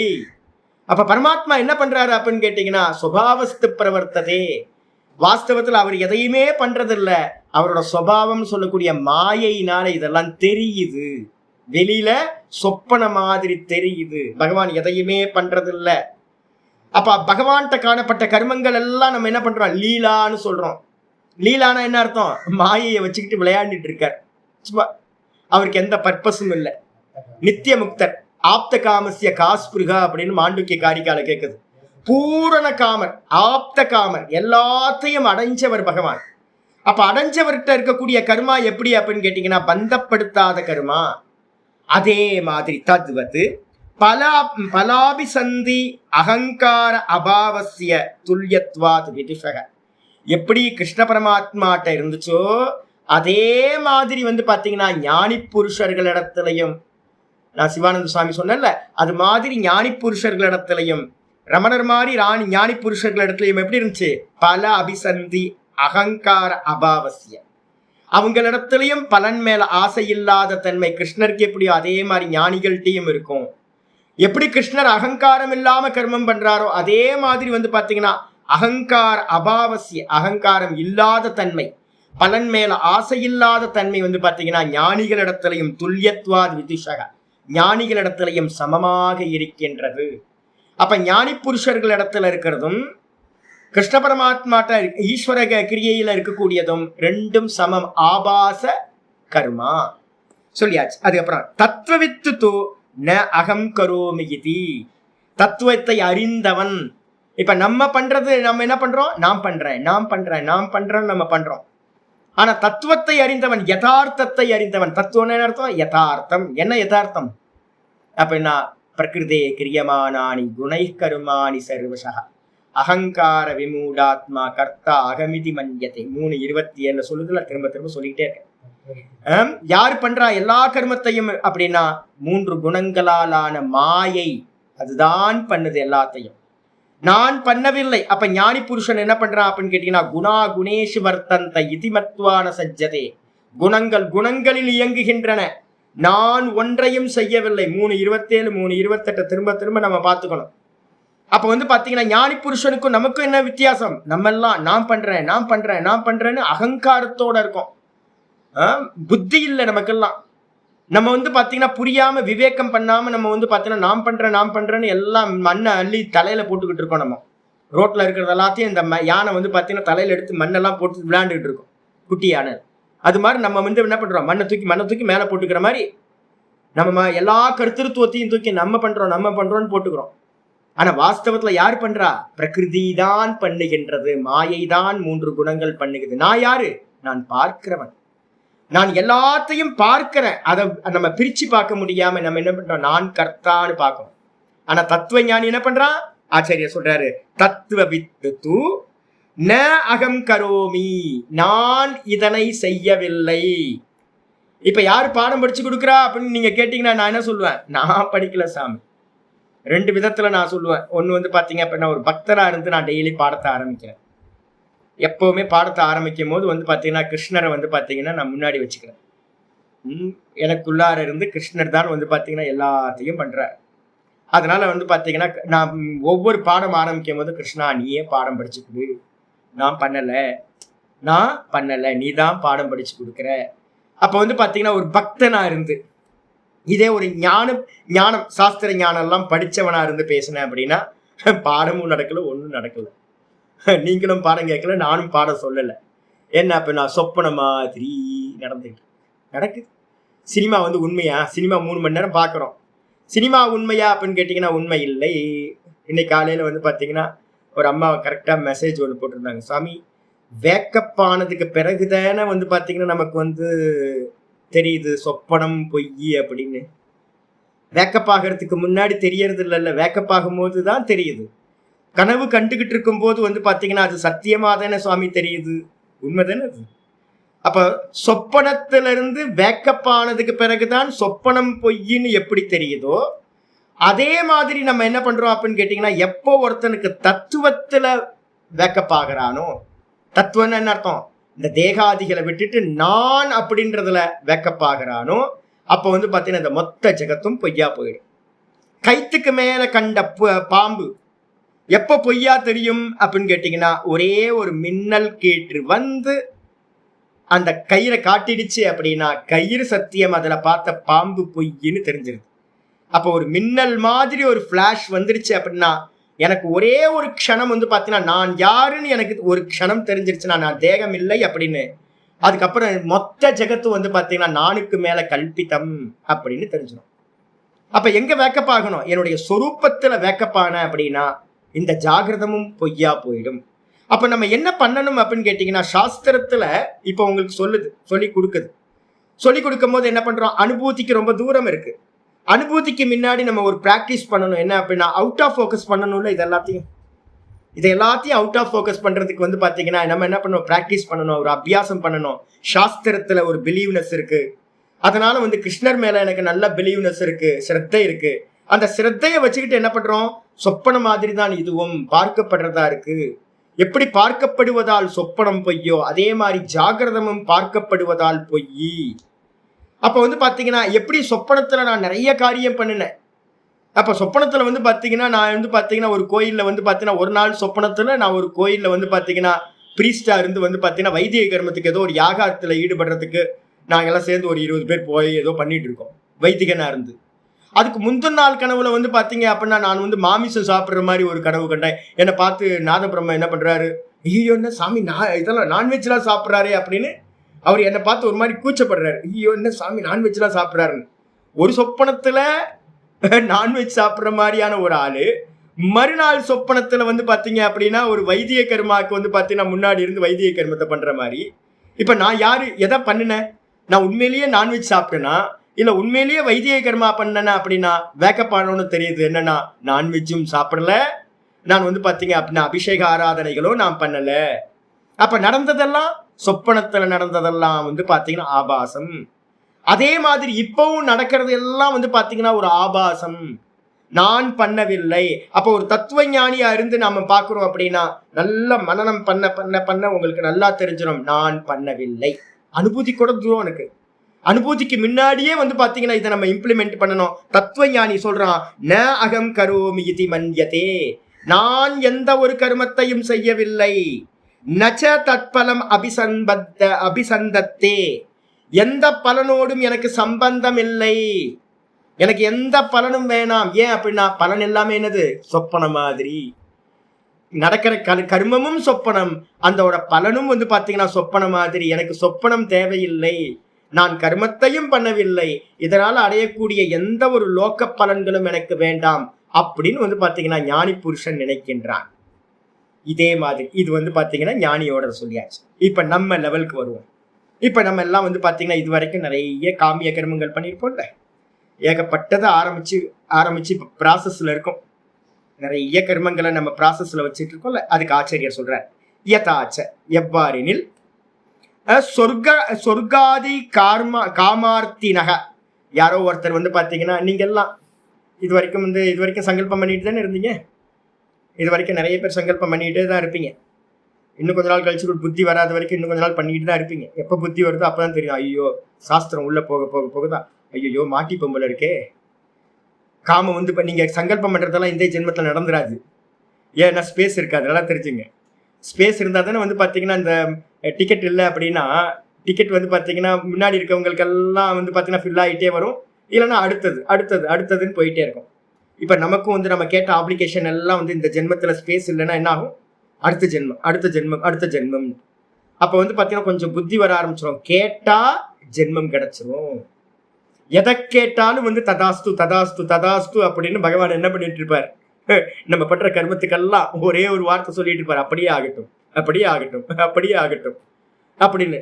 அப்ப அப்படியே ஆகட்டும் அப்படியே ஆகட்டும்னு ஏற்கனவே நம்ம நிறைய ஜென்மங்களா பண்ணி வச்சதெல்லாம் கியூல நிக்குது.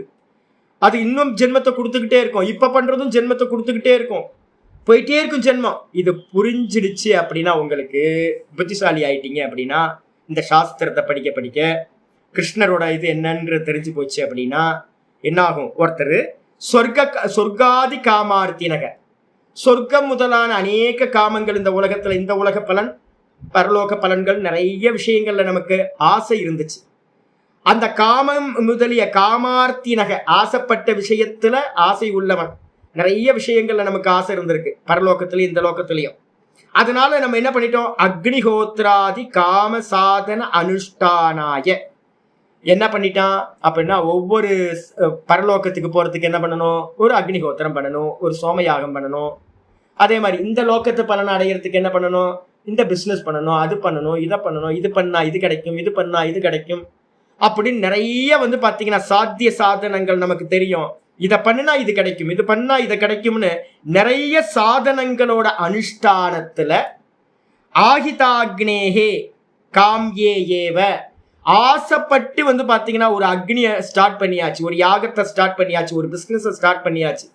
ஏதோ ஒரு பூஜையை வந்து பாத்தீங்க அப்படின்னா, நான் வாரம் வாரம் வந்து பாத்தீங்கன்னா வியாழக்கிழமை வந்து பாத்தீங்கன்னா வடமாலை போடுறேன், எனக்கு வந்து பாத்தீங்க அப்படின்னா சனிக்கிழமை வடமாலை போடுறேன், வியாழக்கிழமை சுண்டல் மாலை போடுறேன், கொண்டைக்கடலை சுண்டல் வந்து பாத்தீங்கன்னா தட்சிணாமூர்த்தி போடுறேன் அப்படின்னு வந்து திங்கக்கிழமை சுவாமிக்கு வந்து 1 லிட்டர் பால் வந்து பாத்தீங்கன்னா அபிஷேகத்துக்கு கொடுக்குறேன், எனக்கு இதெல்லாம் பூர்த்தி ஆகட்டும், இந்த குடும்பம் இப்படி இருக்கட்டும் அப்படி இருக்கட்டும், எனக்கு இது நடக்கட்டும் அது நடக்கட்டும்.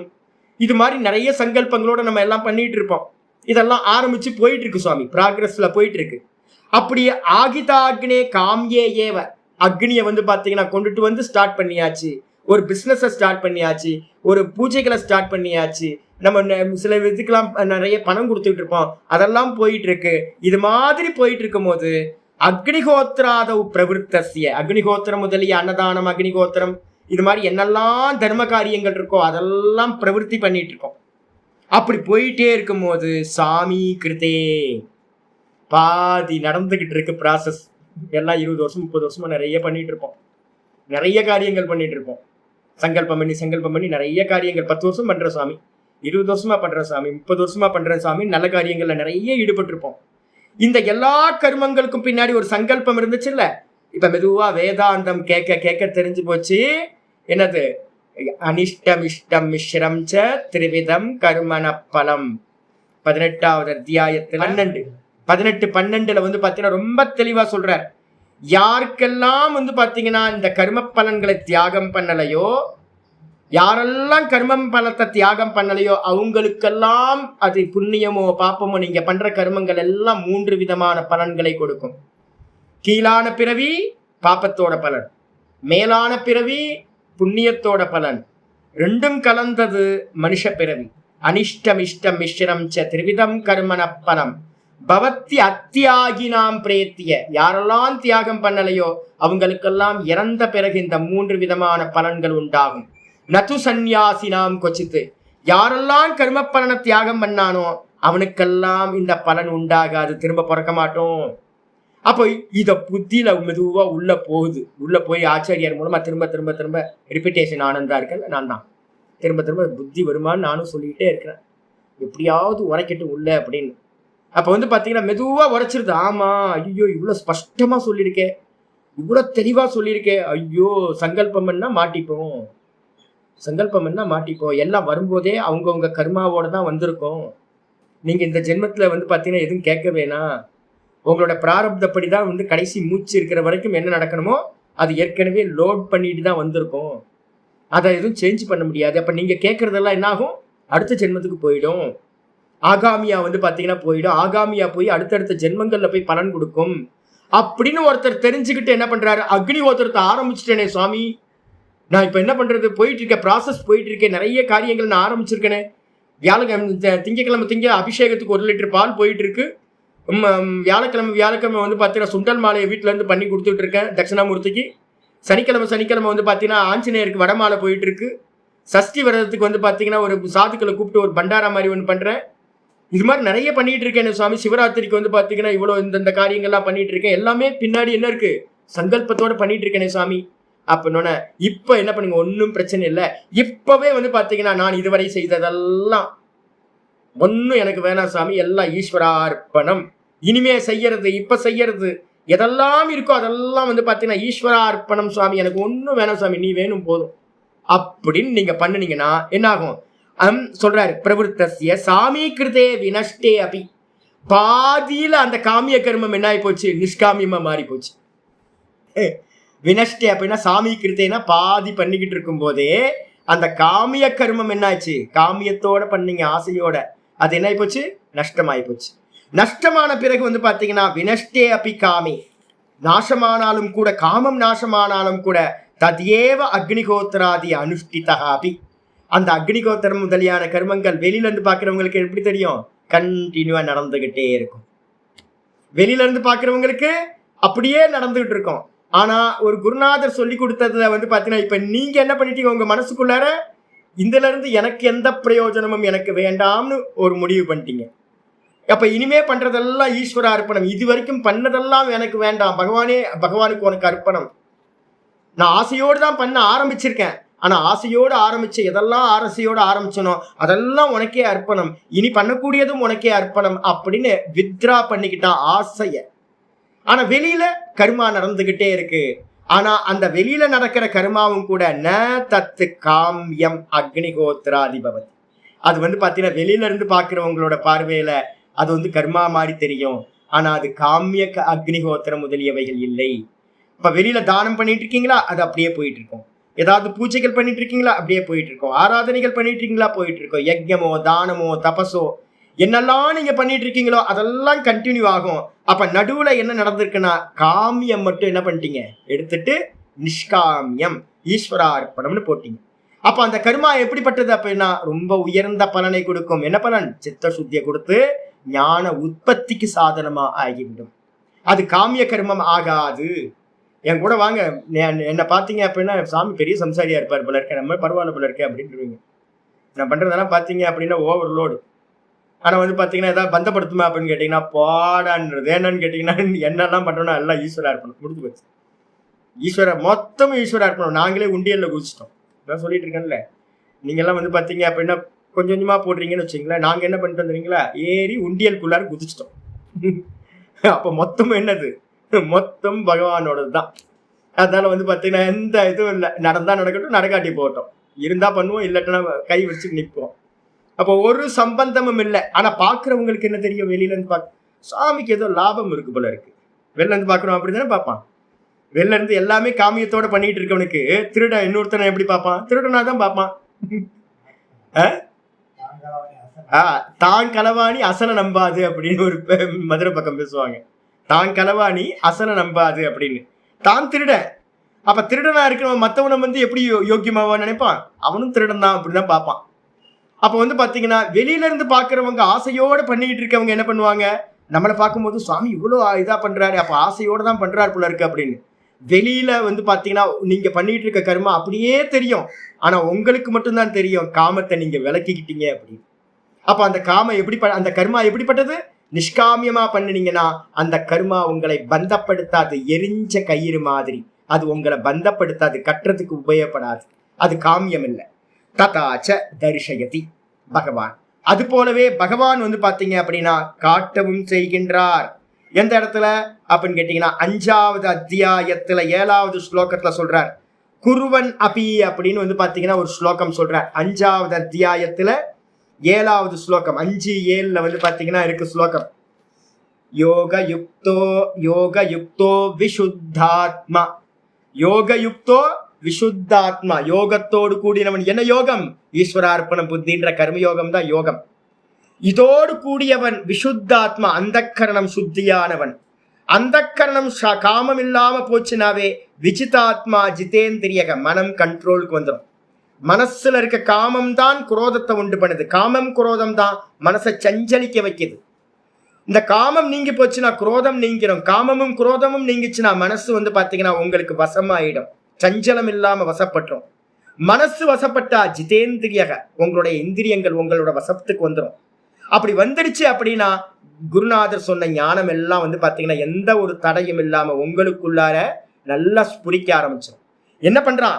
சர்வ பூத்தாத்மா, எல்லா ஜீவராசியும் நான் தான் இருக்கேன். எறும்புல இருந்து பிரம்மா வரைக்கும் நான் தான் எல்லாத்திலையும் இருக்கேன். எல்லா ஜீவராசிகளுக்குள்ளாரையும் இருக்கக்கூடிய ஆத்மா நான் தான் அப்படின்னு தன்னை பாத்தீங்கன்னா சர்வாத்மாவா பாவம் பண்றான். அப்படி பாவிக்கிறவனுக்கு பாத்தீங்கன்னா குருவன் நபி நலிப்பியதே, அவன் வெளியில பாத்தீங்கன்னா கர்மங்களை செய்து கொண்டிருந்தாலும் அந்த கர்மங்கள் அவனை ஒட்டுவதில்லை. ஏன்? ஆபாச கர்மா. அந்த கர்மத்திலிருந்து அவனுக்கு ஒன்னும் ஆக வேண்டியது இல்லை. இது ஆச்சாரியார் பாத்தீங்கன்னா கிருஷ்ண பரமாத்மா 5:7 காட்டுறார். ந கரோதி ந லிப்பியதே, சரீரத்திலேயே இருந்தாலும் கூட அவனுக்கு பாத்தீங்கன்னா கர்மங்கள் அவனில் பாத்தீங்கன்னா ஒட்டுறதில்லைன்னு 13:31 பாத்தீங்கன்னா சொல்லப்பட்டிருக்கு. 13:31 பாத்தீங்க அப்படின்னா சொல்றார், அநாதித்வாத் நிர்குணத்வாத் பரமாத்மாயம் அவ்யயः ஷரீரஸ்தோபி கௌந்தேய ந கரோதி ந லிப்யதே. மெதுவா அந்த கரணம் சுத்தியாயி ஆத்ம ஞானமும் அந்த ஆத்ம ஞானத்திலேயே நின்னவன் பாத்தீங்கன்னா என்னது? சரீரஸ்தோபி, அவன் சரீரத்திலேயே இருந்தாலும் கூட எந்த ஒரு கர்மத்தையும் செய்வதில்லை. அந்த கர்மத்தோட பலன்களோடு பலாபலன்களோடு ஒட்டுவதும் இல்லை, சம்பந்தப்படுறதே இல்லை. 11:33 பகவான் கிருஷ்ணர் சொல்லியிருக்கார். அப்போ நமக்கு பண்ண வேண்டியது என்னன்னா, காமிய கர்மங்களோடு இந்த ஆத்ம ஞானத்தை இணைச்சிங்கன்னா எத்தனை யுகமானாலும் ஞானம் அடையவே முடியாது. ஏன்னா இந்த காமிய கர்மங்கள் பலனை கொடுத்துக்கிட்டே இருக்கும், அகங்காரத்தை அதிகப்படுத்திக்கிட்டே இருக்கும். அகங்காரத்தோடையும் ஆசையோடையும் இருந்துகிட்டு இந்த ஆத்ம ஞானம் உங்களுக்கு சப்தமா தெரிஞ்சாலும் பலன் கொடுக்காது. அப்ப என்ன பண்ணணும்? எல்லாத்தையும் நிஷ்காமியம், ஈஸ்வரார்ப்பணம், ஒண்ணு வேணா அப்படின்னு சொல்லிக்கிட்டு ஆத்ம ஞானத்தை அபியாசம் பண்ணீங்கன்னா அது ஆபாச கர்மம். கர்மத்தோடு ஞானத்தை சமுச்சயம் பண்ண முடியாது, சேர்க்க முடியாது. கர்மயோகத்தோட ஞானத்தை அபியாசம் பண்ணலாம், அது ஆபாச கர்மம். அது பாத்தீங்கன்னா ஞானிகள்கிட்டையும் இருந்துச்சு, ஒரு யோகிட்டையும் பாத்தீங்கன்னா கர்மயோகிட்டையும் இருக்கும். அது ஞானத்துக்கு பிரதிபந்தம் இல்லை. இததான் பகவானும் கூட பாத்தீங்கன்னா இது தத்திர இது மாதிரி 5வது அத்தியாயத்துல 13வது அத்தியாயத்துல இது மாதிரி நிறைய இடத்துல பாத்தீங்கன்னா ஆச்சாரியார் சொல்றார். அது மட்டும் இல்ல, கிருஷ்ணருக்கு பாத்தீங்கன்னா உங்களுக்கு எல்லாத்துக்கும் நான் சொல்றேன், 4:15 அர்ஜுனனுக்கு பாத்தீங்கன்னா ஆச்சாரியார் சொல்றார். 4:15 சொல்லும் போது சொல்றார், ஏ அர்ஜுனா என்ன பண்ணு அப்படின்னு கேட்டீங்கன்னா, இதே மாதிரி தான் பாத்தீங்க அப்படின்னா யார் பண்ணுனா அப்படின்னு கேட்டீங்கன்னா இதுக்கு முன்னாடி இருந்த பெரியவங்கெல்லாம் பண்ணாங்க. பூர்வைகி பூர்வதரம் கிருதம் ஏவம் ஞாத்வா கிருதம் கர்ம பூர்வைரபி முமுக்ஷுபிகி. முன்னாடி இருந்த முமுக்ஷுக்கள்லாம் இருந்தாங்கல்ல, நம்மள மாதிரியே முமுக்ஷுக்கள்லாம் இருந்திருப்பாங்க. அவங்களுக்கும் என்ன மாதிரி ஒரு ஆச்சாரியார் இருந்து பாடம் சொல்லி கொடுத்துருப்பார். ஏன்பா இப்ப நான் என்னோட சிஷ்யர்களுக்கெல்லாம் சொல்றேன், எந்த ஆசையும் இல்லாம சங்கல்பம் இல்லாம கர்மத்தை பண்ணுங்கன்னு. ஒரு சாமி பாத்தீங்கன்னா டெய்லி கிரிவலம் பண்ணுவார். ஏதாவது பிரயோஜனம் இருக்கான்னு கேட்டீங்கன்னா ஒரு பிரயோஜனம் இல்லை. விஜயானந்தான்னு ஒரு சாமி. இன்னொரு சாமி பாத்தீங்க அப்படின்னா வியாழக்கிழமையும் திங்கக்கிழமையும் பாத்தீங்கன்னா வெள்ளிக்கிழமையும் ஒருத்தர் சுத்திக்கிட்டு இருக்கார். அவருக்கு ஏதாவது பிரயோஜனம் இருக்குன்னா ஒரு பிரயோஜனம் இல்லை. நாத பிரம்ம பாத்தீங்கன்னா ஞாயிற்றுக்கிழமை திங்கக்கிழமை செவ்வாய்க்கிழமை எப்பெல்லாம் டைம் கிடைக்குதோ அப்பெல்லாம் சுத்திக்கிட்டு இருக்காரு. வாரத்துக்கு 4 நாள். ஏதாவது பிரயோஜனம் இருக்கான ஒரு பிரயோஜனம் இல்லை. நிறைய தானங்கள்லாம் பண்ணிட்டு இருக்கோம், கையில கிடைச்சாவே எடுத்து எல்லாத்துக்கும் கொடுக்கறது. ஏதாவது தானம் இருக்கா சாமி அப்படின்னா எந்த பிரயோஜனமும் இல்லை. அப்ப முமுட்சுக்களா இருக்கிறவங்களுக்கு ஒரு ஆச்சாரியார் என்ன சொல்லி கொடுக்கிறார்? நீ பண்ற கர்மத்தை எல்லாத்தையும் எந்த பலனும் இல்லாம பண்ணு அப்படின்னு சொல்றார். அது தபஸா இருக்கட்டும், கிரிவலம் போறது, 14 கிலோமீட்டர் நடக்கணும்ல, உடம்பு வலிக்கும் இல்ல, அப்ப அது தபஸ் தானே அது. அதே மாதிரி ஏதாவது தானம் பண்றீங்களா இருந்தாலும் எந்த இதையும் எதிர்பார்க்காம தானம் பண்ணுங்க, கொடுத்துக்கிட்டே இருங்க, ஷேர் பண்ணிக்கிட்டே இருங்க. கையில கிடைக்கிறதெல்லாம் ஷேர் பண்ணுங்க சகல ஜீவராசிக்கும். அப்புறம் கூட பாத்தீங்கன்னா ஞான யஜ்யத்தை பாத்தீங்கன்னா டெய்லி ஞான யஜ்யத்தை அனுஷ்டானம் பண்ணுங்க. நல்ல சுவாத்தியாயத்தை 3-4 மணி நேரம் 5 மணி நேரத்துக்கு மேல பாடத்துல உட்காருங்க, ஜபத்தை பண்ணுங்க அப்படின்னு சொல்றோம். அப்ப யஜ்யம், ஜப யஜ்யம், அது அப்புறம் ஞான யஜ்யம், கூட பாத்தீங்கன்னா தபஸ், கூட பாத்தீங்கன்னா தானம், இதுக்கு எல்லாத்தையும் பண்ணிக்கிட்டு வந்து பார்த்தீங்கன்னா எந்த ஆசையும் இல்லாமல் இருங்க, அப்பதான் ஞானம் ஒர்க் அவுட் ஆகும்னு நான் சொல்லி கொடுக்குறேன். இதே மாதிரி முன்னாடி இருந்த ரிஷிமார்களும் அவங்கவுங்க சிஷ்யர்களுக்கு என்ன பண்ணியிருப்பாங்க சொல்லியிருப்பாங்க. அது ஆச்சாரியர் சொல்றார், ஏவம் ஞாத்வா, இந்த விதமாக அறிந்து, நிஷ்காமிய கர்மம் தான் மோட்சத்துக்கு சாதனம், அதுதான் அந்த கர்ண சுத்திய கொடுக்கும் அப்படின்னு தெரிஞ்சுக்கிட்டு, ஞாத்வான அறிந்து, கிருதம் கர்ம பூர்வைரபி முமுக்ஷுபிகி, முமுக்ஷுக்களால், முன்னாடி இருந்த முமுக்ஷுக்களால், முன்னாடி புராண காலத்துலலாம் நிறைய முமுக்ஷுக்கள்லாம் இருந்திருப்பாங்க, அவங்களும் கூட வந்து பார்த்தீங்கன்னா அவர்களாலும் கூட இந்த விதமா கர்மம் செய்யப்பட்டது, அறிஞ்சு பண்ணினாங்க. அதனால அர்ஜுனா நீ என்ன பண்ணு, குரு கர்ம இவ தஸ்மாத், தஸ்மாத் ஆகையினால் நீயும் கூட கர்மத்தை செய். உங்கள் எல்லாத்துக்கும் நான் கமெண்ட் பண்றேன், கிருஷ்ணர் பண்ற மாதிரி நான் கமெண்ட் பண்றேன். எல்லாம் சும்மா உட்கார்ந்துடக்கூடாது. நாளையில இருந்து வந்து பாத்தீங்கன்னா பஞ்சமகா யஜ்ஞத்தெல்லாம் உங்களால சும்மா உட்காராம ஏதாவது ஒண்ணு வந்து பாத்தீங்கன்னா பண்ணிக்கிட்டே இருக்கணும். உடம்பு முடியலன்னா மட்டும் படுக்கணும், இல்லைன்னா மீதி நேரம்லாம் எதையாவது ஒண்ணு வந்து பாத்தீங்கன்னா ஒண்ணு தனக்கு பிரயோஜனமா ஏதாவது பண்ணணும், இல்லைன்னா மற்றவங்களுக்கு பிரயோஜனமா ஏதாவது பண்ணணும். ஒண்ணு ஜபம் பண்ணணும், தியானம் பண்ணணும், இல்ல வந்து சுவாத்தியாயம் பண்ணணும், இல்ல அப்படின்னா மற்ற ஜீவராசிகளுக்கு சுத்தி இருக்கிற ஏதாவது ஒரு ஜீவராசிக்கு பஞ்சமகா யஜ்ஞத்துல ஏதாவது ஒண்ணு பண்ணிக்கிட்டே இருக்கணும். இது மாதிரி தஸ்மாத் குரு கர்ம இவ பூர்வைகி பூர்வதரம் கிருத்தம், முன்னாடி இருந்தவங்க எப்படி முன்னோர்களால் எப்படி வந்து பாத்தீங்கன்னா முன்னாடி காலத்துல எப்படி செய்யப்பட்டதோ கர்மம் ஆசை இல்லாம, அதே மாதிரி நீயும் செய்வாயாக அப்படின்னு கிருஷ்ணர் வந்து பாத்தீங்கன்னா சொல்றார்.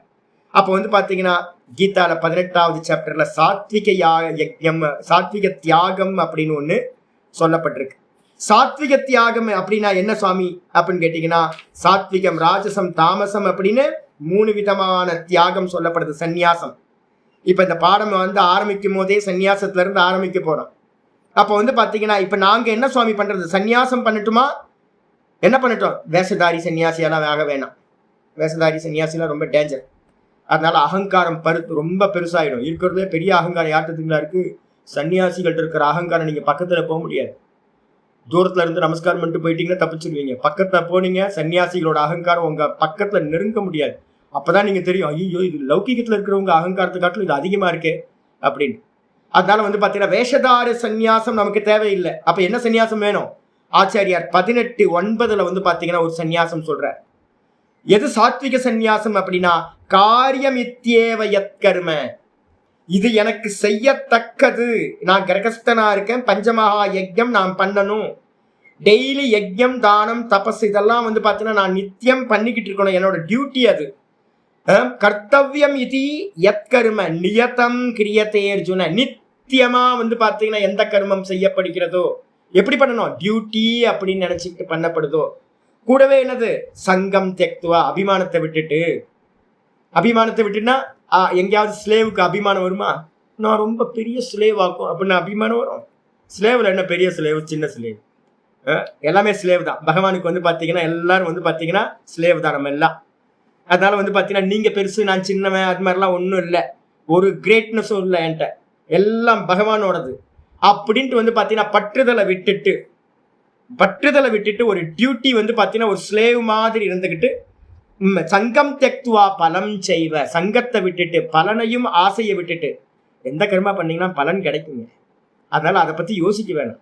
பலனை பத்தின யோசிப்பே இல்லாம கர்த்தவியமா அதை பண்ணிக்கிட்டு ஏற்கோ சத்தியாக சாத்விகோ மதக, அதுதான் அந்த தியாகம் தான் சாத்விகம் என்பது என்னுடைய அபிப்பிராயம்.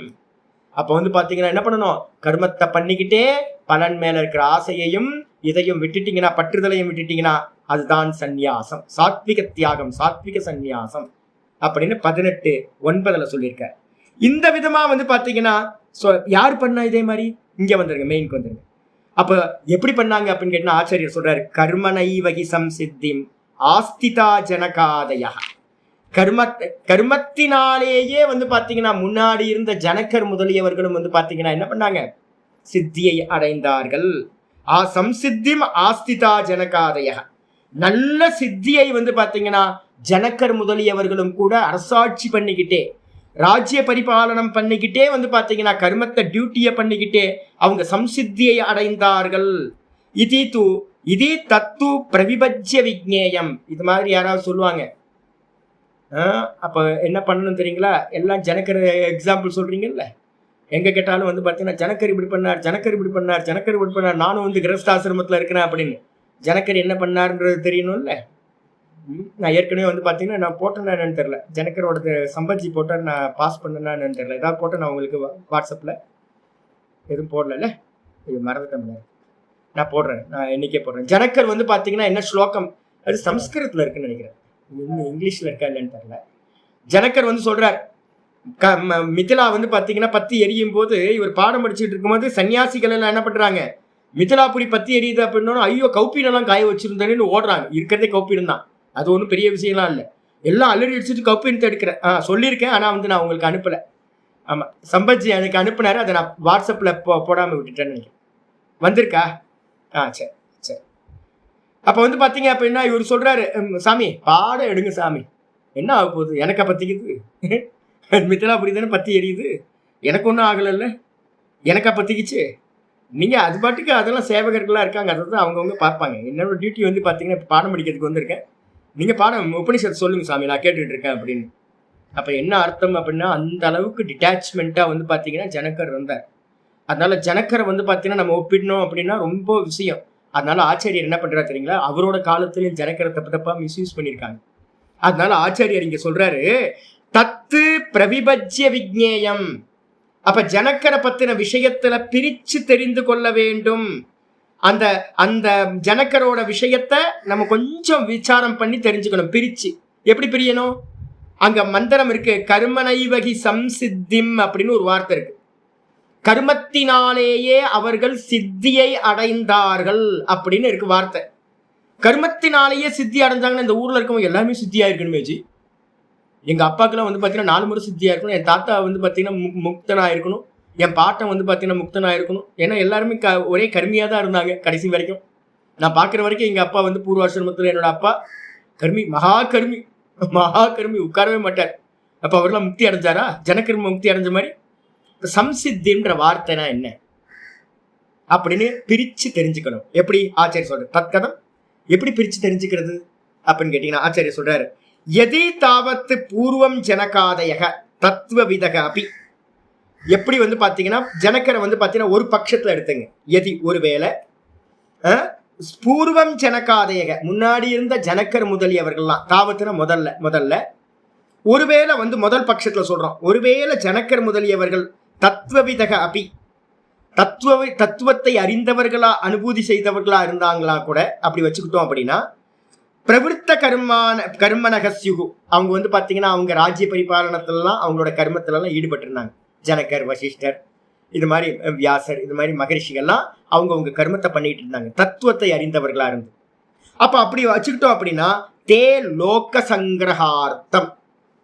அப்ப நல்லா தெரிஞ்சுங்க, தத்துவத்தை அறிந்தவர்களுக்கு அனுபூதி அடைஞ்சவங்க மட்டும்தான் லோக சங்கிரகம்ன்ற லோக கல்யாணம் பண்ண முடியும்.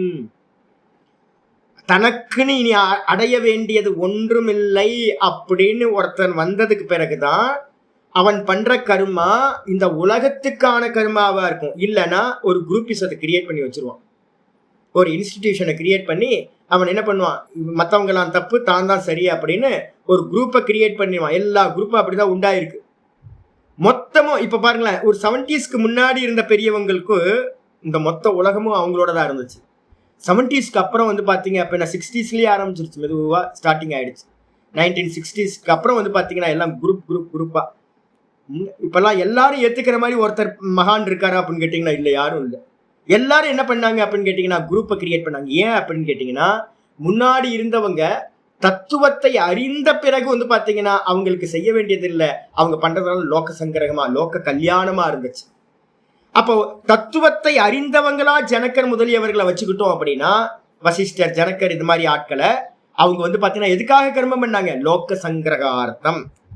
அவங்க எப்படி பண்ணாங்க அப்படின்னு கேட்டீங்கன்னா 3:28 சொன்ன மாதிரி குணா குணேஷு வர்த்தந்தே, குணங்களில் இயங்குகின்றன, நான் ஒன்றையும் செய்யவில்லை, நான் பார்க்கின்றேன் அப்படின்னு இந்த சரீரம் பண்றது எல்லாத்தையும் விட்னஸா இருந்துகிட்டு பண்ணிட்டு இருந்தாங்க.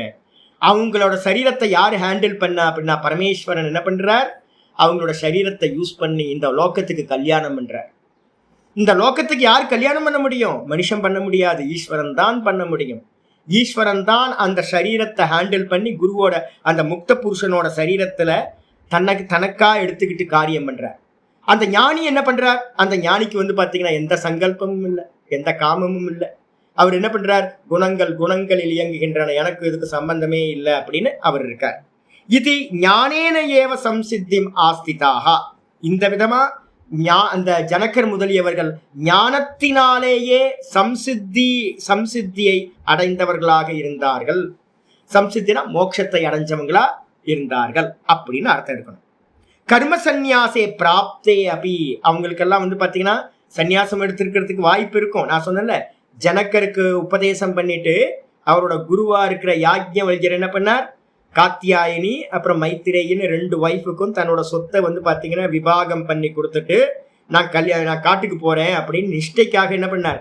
அவர் கிளம்பி நிஷ்டைக்காக காட்டுக்கு போயிட்டார். அபயம் பிராப்தோசி ஜனகா அப்படின்னு ஒரு வந்து பாத்தீங்கன்னா இவர் வந்து சொல்றார், நீ அபயத்தை அடைந்து விட்டாய் ஜனக அப்படின்னு சொல்லிட்டு சந்நியாசம் இவர் வாங்கிட்டு போயிட்டார். ஆனா ஜனகர் வந்து பாத்தீங்கன்னா ராஜ்ய பரிபாலனத்துல இருந்தார். அப்ப கேள்வி வருது, ஏன் போகல? ஜனகர் போகலையே, யாக்ஞவல்யர் மட்டும் ஏன் காட்டுக்கு போனார் சன்னியாசம் எடுத்துக்கிட்டு அப்படின்னு கேள்வி வந்துச்சுன்னா ஆச்சரிய சொல்றார், கர்ம சந்நியாசே பிராப்தே அபி. ஜனகருக்கு வந்து பாத்தீங்கன்னா ஜனகருக்கு வசிஷ்டருக்கு இவங்களுக்கு எல்லாத்துக்கும் என்ன ஆயிருக்கும் அப்படின்னா கர்மத்தை சந்நியாசம் பண்ணிட்டு பிராப்தி ஆயிருக்கும். ஆனா வசிஷ்டர் ஏன் போகலன்னா பிரஜாபதியா இருந்தாங்க. அவங்கதான் வந்து பாத்தீங்கன்னா லீட் பண்ணணும், பின்னாடி வரவங்களை எல்லாத்தையும் லீட் பண்ணணுன்றதுக்காக, டிட்டாச்மெண்டா கர்மம் பண்றதை சொல்லி கொடுக்கணுன்றதுக்காக தான் வசிஷ்டர்லாம் கிரகஸ்தாசிரமத்துல இருந்தே கர்மத்தை பண்ணிக்கிட்டு இருந்தாங்க. ஏன்? டீச்சிங் பண்ணணும்.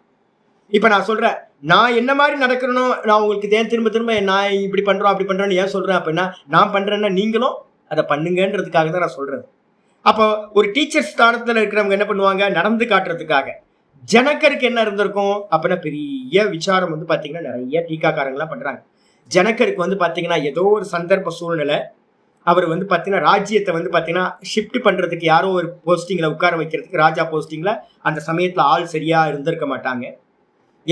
என்ன ரீசன் தெரியல, நமக்கு தெரியாது இல்ல, எப்போ காலம் கடந்து போச்சு. ஏதோ ஒரு இக்கட்டான சூழ்நிலையில இருந்திருக்கலாம். அப்ப வந்து பாத்தீங்கன்னா கர்ம சந்நியாசம் எடுக்கிறதுக்கு சான்ஸ் இருந்தாலும் கூட அதுக்காக வெயிட் பண்ணிக்கிட்டு வந்து பாத்தீங்கன்னா, இப்ப பீஷ்மர் வந்து பாத்தீங்கன்னா மரணப்படுக்கையில இருந்த அம்பு படுக்கையில, ஏன் அப்பயே செத்து போக வேண்டியதுன்னு எதுக்காக வந்து பாத்தீங்க அப்படின்னா உத்தராயண காலம் வர வரைக்கும் எது காத்துக்கிட்டு இருக்கணும்? ஏதோ ஒரு சங்கல்பம் பண்ண, அதுக்காக வந்து பாத்தீங்கன்னா அவர் வெயிட் பண்ணிட்டு இருந்தார். அதே மாதிரி ஜனகரும் கூட வந்து பாத்தீங்கன்னா கர்ம சந்நியாசம் பண்றது பிராப்தியா இருந்தாலும் கூட, முடியும் என்றாலும் கூட என்ன பண்ணாங்க? கர்மனா சகையேவ சம்சித்தி மாஸ்திதாக, கர்மத்தை பண்ணிக்கிட்டே வந்து பாத்தீங்கன்னா சம்சித்தியை அடைந்தார்கள்.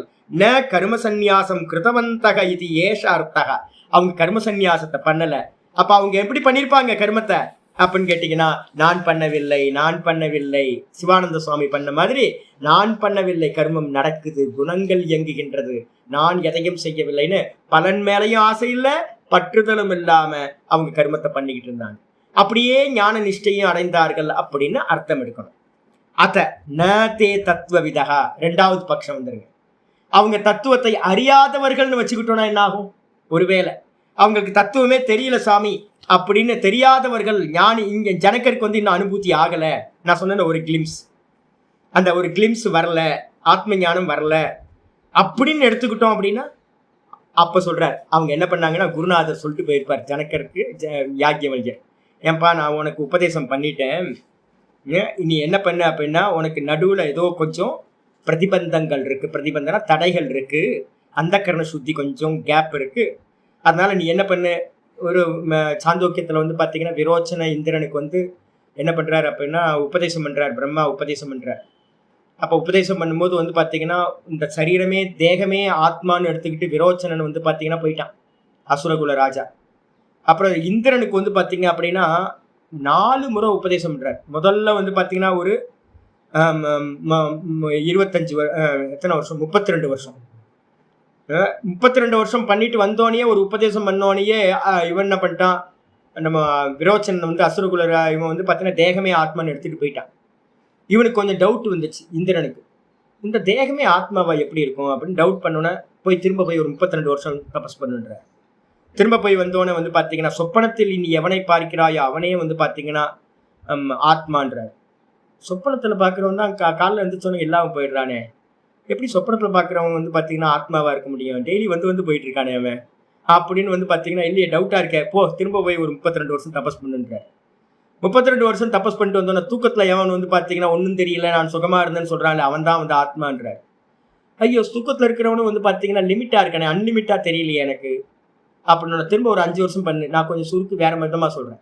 5 வருஷமா வந்து பாத்தீங்கன்னா போய் தபஸ் பண்ணுன்ற.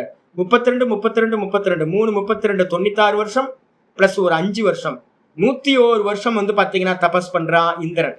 ஏன்பா அப்படின்னு கேட்டா ஆச்சாரிய சொல்றார், ஸ்வபாவ தோஷவசாத்.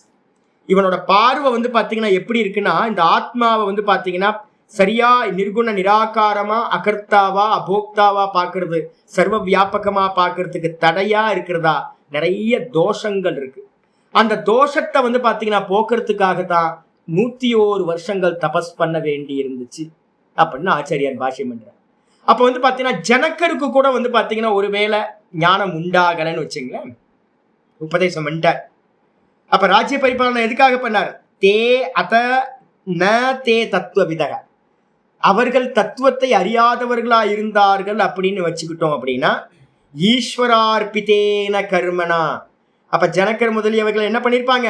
அரசாட்சி பண்ணிட்டு இருக்கும் போது ராஜ்ய பரிபாலனம் என்ன மாதிரியே இப்ப நான் சொல்றேன்ல, சுவாமிக்கு எல்லாம் அர்ப்பணம், சுவாமிக்கு எல்லாம் அர்ப்பணம், சுவாமிக்கு நான் பண்றதெல்லாம் காயா வாச்சா மனசா எல்லாம் அர்ப்பணம் அப்படின்னு முமுட்சுக்கள் எப்படி பண்றாங்களோ அதே மாதிரி ஜனக்கர் முதலியவர்களும் கூட ஈஸ்வர சமர்ப்பித்தேன கர்மனா, ஈஸ்வரனுக்கு வந்து பாத்தீங்கன்னா சமர்ப்பணம் பண்ற கர்மம் மூலமா சாதன பூத்தேன, இத சாதனமா வச்சுக்கிட்டு.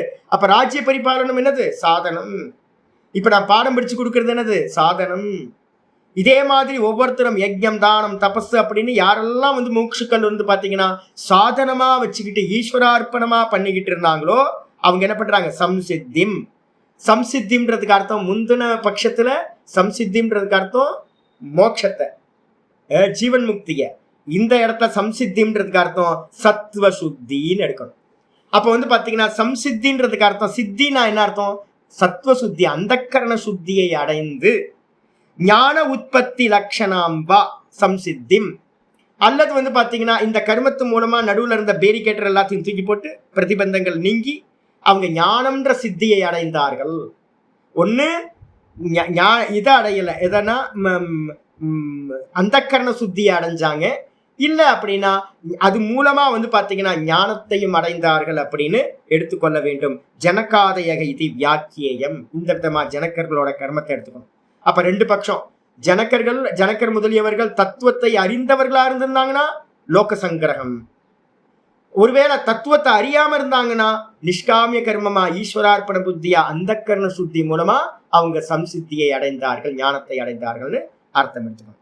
ஏவம் ஏவ அர்த்தம் வக்ஷ்யதி பகவான். இதே மாதிரிதான் இங்கேயும் கிருஷ்ண பரமாத்மா பகவான் என்ன பண்றார்?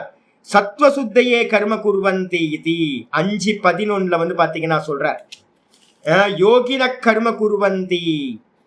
5:13 5:11 வந்து பாத்தீங்கன்னா ரொம்ப ஸ்பெஷல் மந்திரம் அது.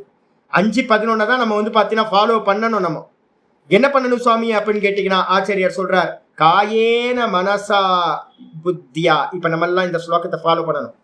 காயேன மனசா புத்தியா, காயத்தினாலும் மனதினாலும் புத்தியினாலும் கேவலைர் இந்திரியைரபி, வெறும் இந்திரியங்களாலும். இப்ப நம்ம இன்ஸ்ட்ருமெண்ட் தானே, உடம்பால பண்ணலாம், இந்திரியங்களால பண்ணலாம், மனசால பண்ணலாம். கூட ஆர்கனைஸ் பண்றது யாரு? புத்தி. இந்த எல்லாத்திலையும் யோகிகள் கர்ம குருவந்தி, யோகின கர்ம குருவந்தி. யோகிகள் வந்து பாத்தீங்கன்னா கர்மத்தை செய்தார்கள். எதுக்காக கர்மத்தை பண்ணாங்க? சங்கம் தியக்துவா ஆத்ம சுத்தையே, பற்றுதலை விட்டுட்டு ஆசையை விட்டுட்டு வந்து பாத்தீங்கன்னா கர்மம் செய்தார்கள். எதுக்கு? அப்பனா ஆத்ம சுத்திக்காக. அப்ப ஆத்ம சுத்தி நடந்தாதான் என்ன ஆகும்? ஞான உற்பத்தி நடக்கும். ஞானம் இல்லைன்னா உற்பத்தி ஆகாது. சப்தம் சப்தமா இருந்துரும், நான் யாருன்னு வாஸ்தவத்துல அனுபவமா தெரியாம போயிடும். அது அப்படின்னு வந்து பாத்தீங்கன்னா ஆச்சாரியார் சொல்லியிருக்கார். அப்ப என்னன்னா இதே விஷயம் 18வது அத்தியாயத்துல அற்புதமா சொல்ல போறார். 18ல வந்து பாத்தீங்கன்னா 46வது ஸ்லோகம் சொல்றார், ஸ்வகர்மணா தமப்யர்ச்ய சித்திம் விந்ததி மானவஹ. அற்புதமான ஸ்லோகம். இப்ப நம்ம 18வது சாப்டர்ல போயிட்டு இருக்கோம்ல, இது எல்லாம் எங்க வந்து கர்மம் பூர்த்தி ஆகுதுன்னு கேட்டீங்கன்னா இந்த ஸ்லோகத்துல வந்து பூர்த்தி ஆகுது. காலையிலேயே நாதபரம சொன்னார், சாமி இந்த ஸ்லோகம் வெயிட் பண்ணுங்க இங்கதான் பூர்த்தி ஆகுது. நம்ம பேசிக்கிட்டு இருக்க இந்த கர்ம விசாரங்கள் எல்லாம் எங்க பூர்த்தி ஆகுதுன்னு கேட்டீங்கன்னா 46வது ஸ்லோகத்துல பூர்த்தி ஆகும். 18:46. 18:46 என்ன சுவாமி சொல்றார் அப்படின்னு கேட்டீங்கன்னா ரொம்ப அருமையா சொல்றார். யத பிரவருத்திர் பூதானாம் ஏன சர்வமிதம் ததம் ஸ்வகர்மநாதம் அப்யர்ச்ய சித்திம் விந்ததி மானவாஹ. எந்த தத்துவத்தினால் பாத்தீங்கன்னா இந்த மொத்த ஜெகத்தும் பாத்தீங்கன்னா எதிலிருந்து, எந்த பரமாத்மாட்ட இருந்து உண்டாயிற்றோ. யதா பிரவருத்திர் பூதானாம், இங்க இருக்கக்கூடிய சகல ஜீவராசிகளை எங்கிருந்து பாத்தீங்கன்னா உண்டாயிற்றோ, எந்த பரமாத்மாட்ட இருந்து. ஏன சர்வமிதம் ததம், எந்த பரமாத்மாவினால் இந்த மொத்த உலகமும் பிரபஞ்சமும் கிரியேஷனும் வியாபிக்கப்பட்டிருக்கோ. துணியில பஞ்சு எப்படி வியாபிச்சிருக்கோ அதே மாதிரி இந்த மொத்த ஜெகத்தையும் பாத்தீங்கன்னா பரமாத்மா வியாபிச்சிருக்கார். அந்த பரமாத்மாவை நம்ம என்ன பண்ணணும், எப்படி பூஜிக்கணும்? நம்ம முதல் பூஜா பாத்தீங்கன்னா கர்மம் தான் பூஜா. எப்படி பண்ணணும்? ஸ்வகர்மநாதம் அப்யர்ச்ய, அவங்க கர்மத்து மூலமா. ஸ்வகர்மனானா கிரகஸ்தன் கிரகஸ்த கர்மத்தினால, வானப்பிரஸ்தன் வானப்பிரஸ்தனோட கர்மத்தினால, சன்னியாசி சன்னியாசியோட கர்மத்தினால என்ன பண்ணணும்? அபியர்ச்சிய அபியர்ச்சிய, அவரை நல்லா அர்ச்சனை பண்ணி. எப்படி அர்ச்சனை பண்ணணும்? ஆசைப்பட்டீங்க அர்ச்சனை இல்லை, பிசினஸ். பற்றுதலை வச்சிங்க அகங்காரி ஆயிடுவீங்க. அப்ப அகங்காரத்தை விட்டுட்டு, பலன் மேல ஆசையை விட்டுட்டு, அந்த பகவானை பூஜை பண்றது மட்டும்தான் என்னோட வேலை அப்படின்னு என்னோட கருமத்தை நான் சொல்றேன்ல. எங்க திருவண்ணாமலையில ஒரு செருப்பு தைக்கிறவர் இருக்கார். அவர் மாதிரி ஒரு பூஜை பண்றவங்க வேற யாருமே இல்லை. அவர் பாத்தீங்கன்னா ரொம்ப சின்சியர். அப்ப என்ன அர்த்தம்னு கேட்டீங்கன்னா, அவருக்கு வேலை பாத்தீங்கன்னா ஒரு என்ன சொல்லுவீங்க, சக்லியர்னு சொல்லுவீங்களா? அவங்கள செருப்பு தைக்கிறவங்கள சக்லியர்னு சொல்லுவீங்கல்ல, என்ன சொல்லுவீங்க? ஏதோ ரொம்ப கீழான இதுன்னு நம்ம கேட்டகரி பண்ணி வச்சிருக்கோம். அப்ப பாத்தீங்கன்னா அவங்களா இருந்தாலும் கூட பாத்தீங்கன்னா செருப்பு தைக்கிற வேலையா இருந்தாலும் கூட அதை நீங்க அர்ச்சனையா பாத்தீங்கன்னா பண்ண முடியும். அவங்க கருமத்தை நல்ல அர்ச்சனையா பண்ணி சித்திம் விந்ததி மானவக, மனிதர்கள் பாத்தீங்கன்னா சித்தியை அடைகின்றார்கள் அப்படின்னு 18:46 சொல்லியிருக்கு. சொல்லிட்டு இதி உக்துவா, இந்த விதமா சித்தி அடையிறது. சித்தினா என்ன அர்த்தம்? அந்த கரண சுத்தி. அப்ப அந்த கரண சுத்தி அடையணும் அப்படின்னா அவங்க கர்மத்தை ஈஸ்வரனுக்கு அர்ப்பணமா நித்தியம் உட்காராம பண்ணிக்கிட்டே இருக்கணும், சதா பண்ணிக்கிட்டே இருக்கணும் இப்படின்னு சொல்லிட்டு, சித்திம் பிராப்தஸ்ய, யாருக்கெல்லாம் பாத்தீங்கன்னா சித்தி பிராப்தி ஆயிடுச்சோ, சித்தி பாத்தீங்கன்னா ஒருத்தருக்கு பிராப்தி ஆயிடுச்சு, அந்த கர்ண சுத்தி உண்டாயிடுச்சு. அப்ப என்ன பண்றது அப்படின்னு கேட்டீங்கன்னா, புனக ஞான நிஷ்டாம் பக்ஷதி. அந்த கர்ண சுத்தி உண்டாயிடுச்சுன்னா ஞான நிஷ்டை வேணுமே சாமி, நான்லயே எஸ்டாப்ளிஷ் ஆகணும்ல.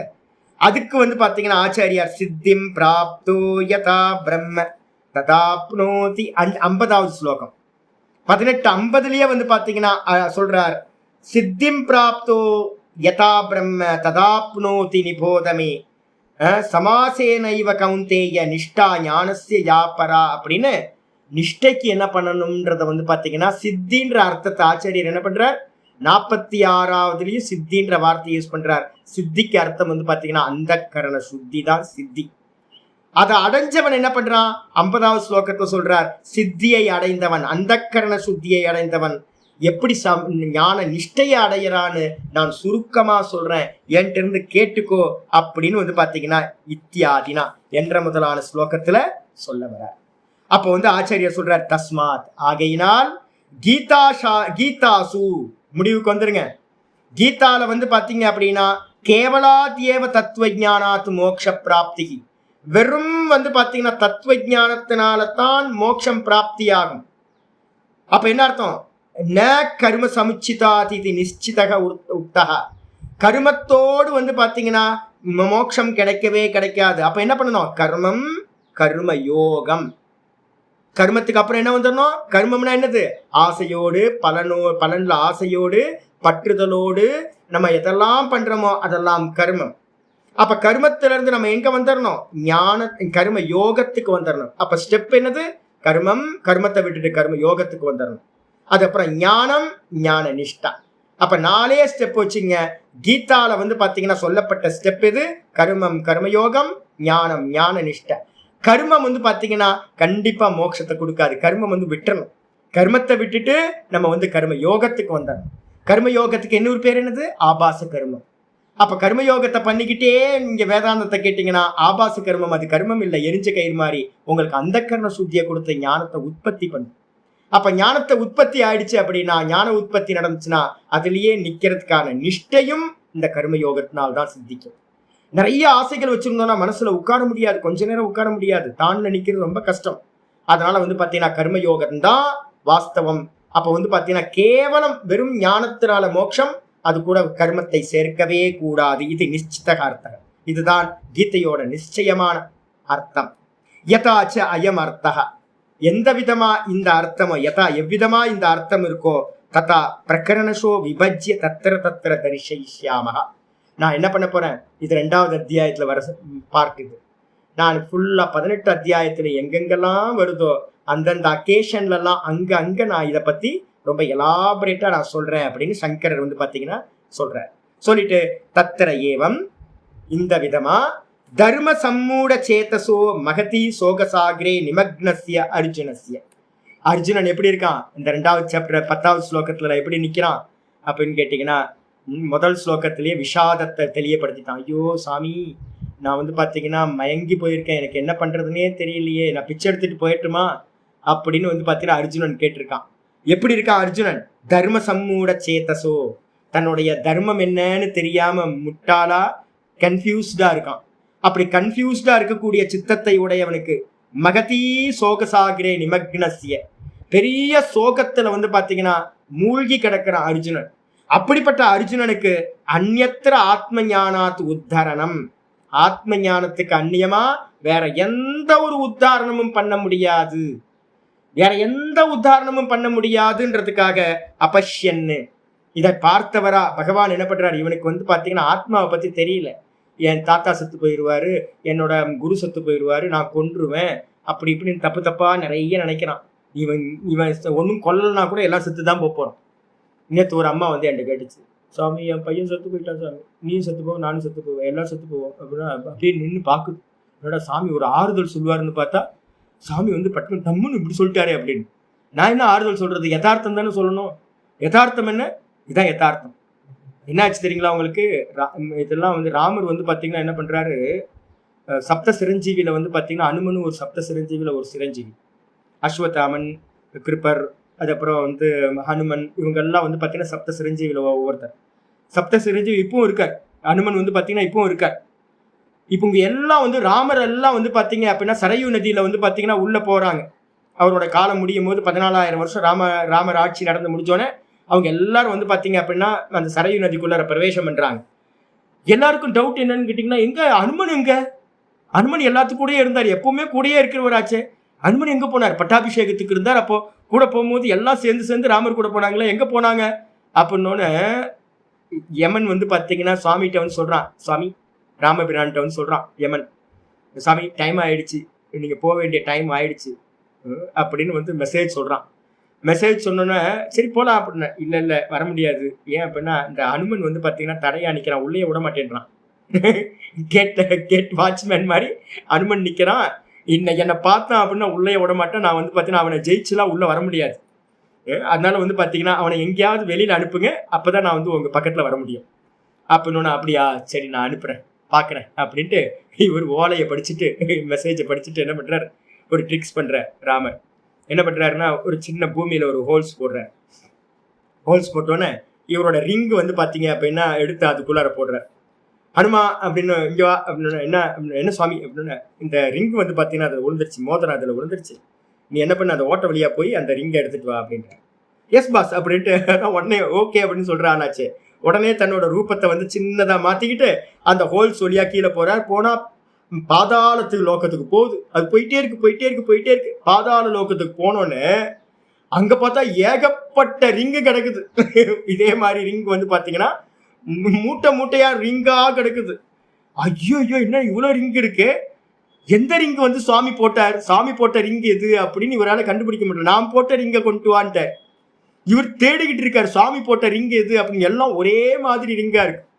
அப்புறம் அங்க பாதாள லோகத்துல இருக்கிற ராஜா பாத்தீங்கன்னா சொல்றாரு, என்னன்னா என்ன அனுமன் ரொம்ப கன்ஃபியூஸ்டா இருக்கா, ஒவ்வொரு சதுர்யுகத்திலையும் அந்த ராமரோட அவதாரம் பூர்த்தி ஆகும் போதும் ராமர் என்ன பண்ணுவார், ஒரு ரிங்கை எடுத்து அதுல போடுவார். நீயும் வந்து பாத்தீங்கன்னா ஒவ்வொரு ராம அவதாரத்திலையும் நீயும் அவதரிச்ச, நீயும் இந்த ரிங்க தேடி இதே மாதிரி வருவ, நானும் இதே இடத்துல இருந்து உனக்கு சொல்லிக்கிட்டே இருக்கேன் இதே மாதிரின்னு ஒவ்வொரு வாட்டியும் நீ வந்துகிட்டு இருக்க, நானும் இதே சொல்லிக்கிட்டு இருக்கேன். அப்ப ராம அவதாரம் அது பாட்டுக்கு நடந்துகிட்டே இருக்கு, அனாதி காலத்துல இருந்து நடந்துகிட்டே இருக்கு. ஒரு ராமர் 2 ராமர்லாம் இல்லை, வந்தவங்க எல்லாத்துக்கும் ஒரு எண்டு கார்டு போயிட்டே இருக்கும்.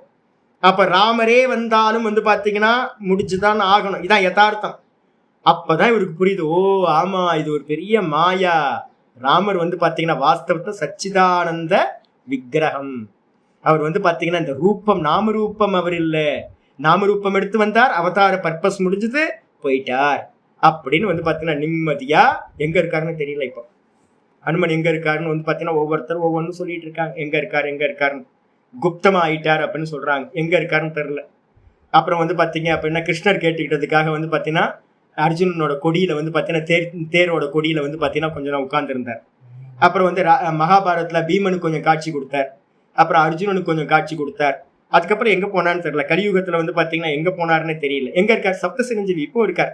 அவர் சொல்லியிருக்காரு, ஏன் நீ போல இன்னும் ராமநாமம் எங்கெல்லாம் கேட்டுக்கிட்டு இருக்கோ அங்கெல்லாம் நான் இருக்கணும், கடைசி ராமநாமம் கேட்கிற வரைக்கும் நான் இருப்பேன் அப்படின்னு பிரதிஜ்ஞா பண்ணிட்டு இங்கேயே இருக்கார். அப்ப அவருக்கு தெரிஞ்சு போச்சு என்னன்னு கேட்டா, வந்தவங்க எல்லாரும் ஒரு நாள் போகணும், இதான் வந்து யதார்த்தம். ஆனா வந்து அர்ஜுனனுக்கு வந்து பாத்தீங்கன்னா அந்த மோகம் இருக்கிறதுனால அதை பார்த்துட்டு கிருஷ்ணர் என்ன பண்றாரு அப்படின்னு கேட்டீங்கன்னா, பகவான் வாசுதேவக ததக அர்ஜுனம் உத்திதாரைஷு, இந்த அர்ஜுனனுக்கு வந்து நல்ல ஞானத்தை கொடுக்கணும், ஞானத்து மூலமா தான், யதார்த்த ஞானத்து மூலமா தான் ஆத்மாக்கு அழிவில்லை, தேகங்கள் எல்லாம் நாசமாகும் அப்படின்னு ஞானத்தை கொடுத்து உத்தாரணம் பண்ணுன்ற ஆசைப்பட்டவரா ஆத்ம ஞானாய அவதாரையன் ஆக ஆத்ம ஞானத்தை சொல்லக்கூடியவரா இந்த 2வது சாப்டர்ல 11வது ஸ்லோகத்துக்கு மேல ஆத்ம ஞானத்தை போதிக்க ஆரம்பிக்கின்றார் அப்படின்னு முடியுது. இதோட 2வது டாக்குமெண்ட் முடிஞ்சு. உங்களால முடிஞ்சா நம்ம இந்த 2வது டாக்குமெண்ட்ல என்னென்ன பாயிண்ட்ஸ் போட்டோன்னு ஒரு 4-5 பாயிண்ட் அப்படியே எடுத்துங்க. ஏன் நிறைய பேசியிருக்கோம், இதுல இருந்து டாட்டா போட்டு நோட்ஸ் எடுங்க, பாயிண்டா எடுங்க, என்னென்ன சொல்ல வரோம். முதல் டாக்குமெண்ட்ல என்ன சொல்லியிருக்கோம், 2வது டாக்குமெண்ட்ல என்ன சொல்லியிருக்கோம், நான் மொத்தமா சொல்றேன் உங்களுக்கு, நீங்க ஒர்க் பண்ணுங்க. என்னென்னலாம் நம்ம கன்க்ளூஷன் மட்டும் என்னன்னு எடுங்க உங்களுக்கு, சரியா? நாளைக்கு வந்து பாத்தீங்கன்னா 3வது டாக்குமெண்ட் ஆரம்பிப்போம், 3வது அத்தியாயத்தோட அவதாரிக்க. அது இன்னும் கிளாரிட்டி நமக்கு கொடுக்க ஆரம்பிக்கும். 3வது டாக்குமெண்ட், 4வது டாக்குமெண்ட், 5வது டாக்குமெண்ட், 3 டாக்குமெண்ட் உங்களுக்கு அனுப்பியிருக்கேன், PDF எடுத்துங்க. நாளைக்கு 3வது டாக்குமெண்ட் பார்ப்போம். ஓம் பூர்ணமதః பூர்ணமிதம் பூர்ணாத் பூர்ணமுதச்யதே பூர்ணஸ்ய பூர்ணமாதாய பூர்ணமேவாவசிஷ்யதே. ஓம் சாந்தி சாந்தி சாந்தி. ஹரி ஓம் ஸ்ரீ குருப்யோ நமः. ஹரி ஓம். ஓம் காயேன வாசா மனசேந்திரியைர்வா புத்யாத்மனா வா பிரகிருதே ஸ்வபாவாத் கரோமி யத் சகலம் பரஸ்மை நாராயணாயேதி சமர்ப்பயாமி. ஓம் தத்சத். இது பரபிரம்மார்ப்பணமஸ்து. நாராயண நாராயண நாராயண நாராயண. கொஞ்சம் டைம் எக்ஸஸ் ஆயிருக்கு, கொஞ்சம் மன்னிச்சுங்க. இது வந்து ஒரு தபஸ்ன்னு எடுத்துங்க. நமக்கு உட்கார்றதுக்கு ஒரு சாமர்த்தியம் உண்டாகட்டும். நல்லா உட்கார இல்ல, நமக்கு உட்கார்றதுக்கு ஏதாவது ஒரு நிமித்தம் வேணும்ல, வழுக்க டைமாவது பனிஷ்மெண்ட்டாவது உட்கார வைக்கணும். அப்படி உட்கார வச்சாதான் இந்திரியங்கள் அடங்கும், மனசு அடங்கும். இன்டைரக்டா ஒரு தபஸ், இந்த தபஸ் நடக்கட்டும். ஹரி ஓம் ஹரி ஓம்.